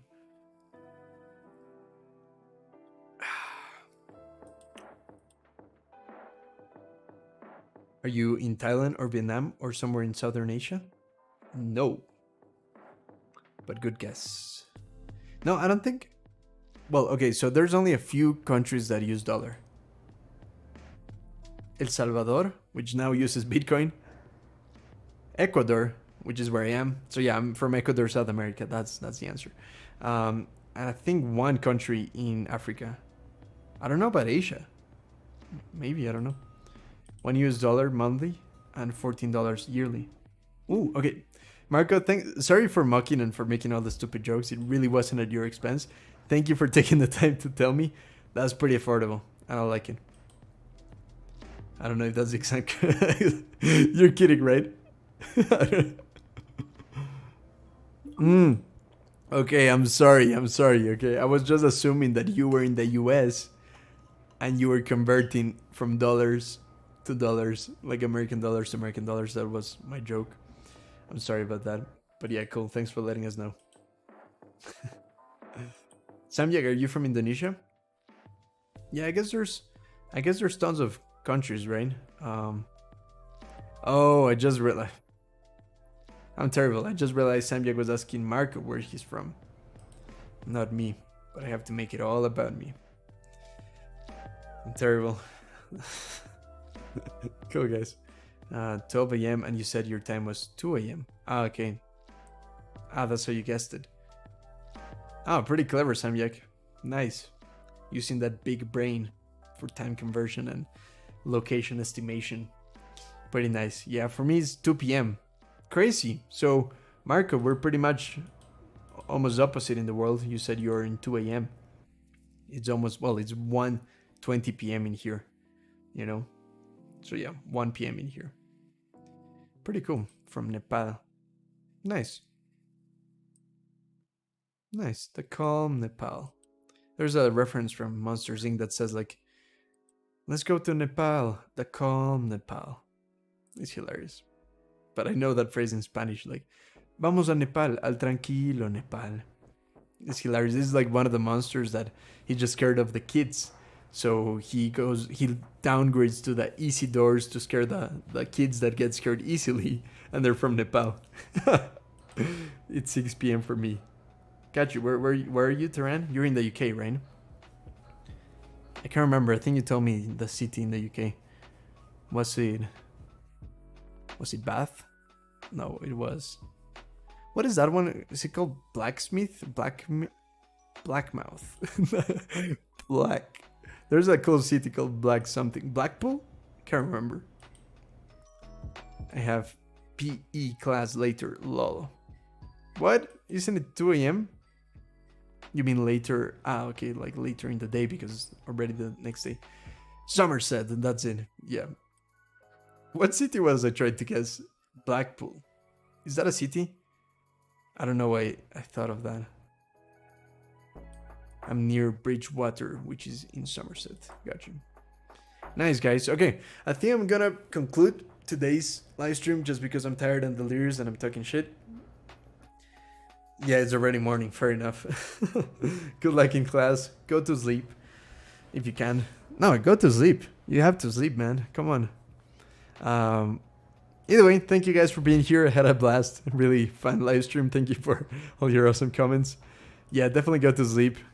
Go ahead. Thank you for being here, Marco. Hope to see you next time. Hopefully we should stream next Tuesday. Just keep an eye on this site as always. Like if you go to my website, this is in the description as well. If you go to live streams, so santianger.com/live streams, here you can see when the next live stream is. But more importantly, if you subscribe to the Google Calendar, that's when you can actually see. Yeah, I've been pretty bad recently. I don't update this in time. I usually kind of update it one day prior, so that's pretty bad. But yeah, this is where you can keep an eye on the live streams, or you can also hit the bell button and subscribe and comment in the description, and follow me on Twitter and retweet and follow me in all the social medias. Blackpool, yeah, that's what I meant. Is a holiday town in the, yeah, that's what I meant. I don't know why I thought of that. Thank you for the wonderful stream. Samyak, thank you so much for all the apps you recommended. I'm going to be researching, see if any of those are what I need. Really appreciate it. As always, thank you so much for your awesome contribution to the stream. Thanks for the stream. I hope you have a good few days. I hope I have more than a few days left in my life. I hope everyone has more than a few days. But thank you so much. I'm just kidding. Thanks for the good vibes, guys. Yeah, thanks everyone. Here we're the gang, the live stream gang. You guys are awesome. You're the regulars. Awesome. Marco, welcome to the regulars. I really appreciate it. Hope to see you soon. And yeah, I'll see you guys next stream. See you later. Bye.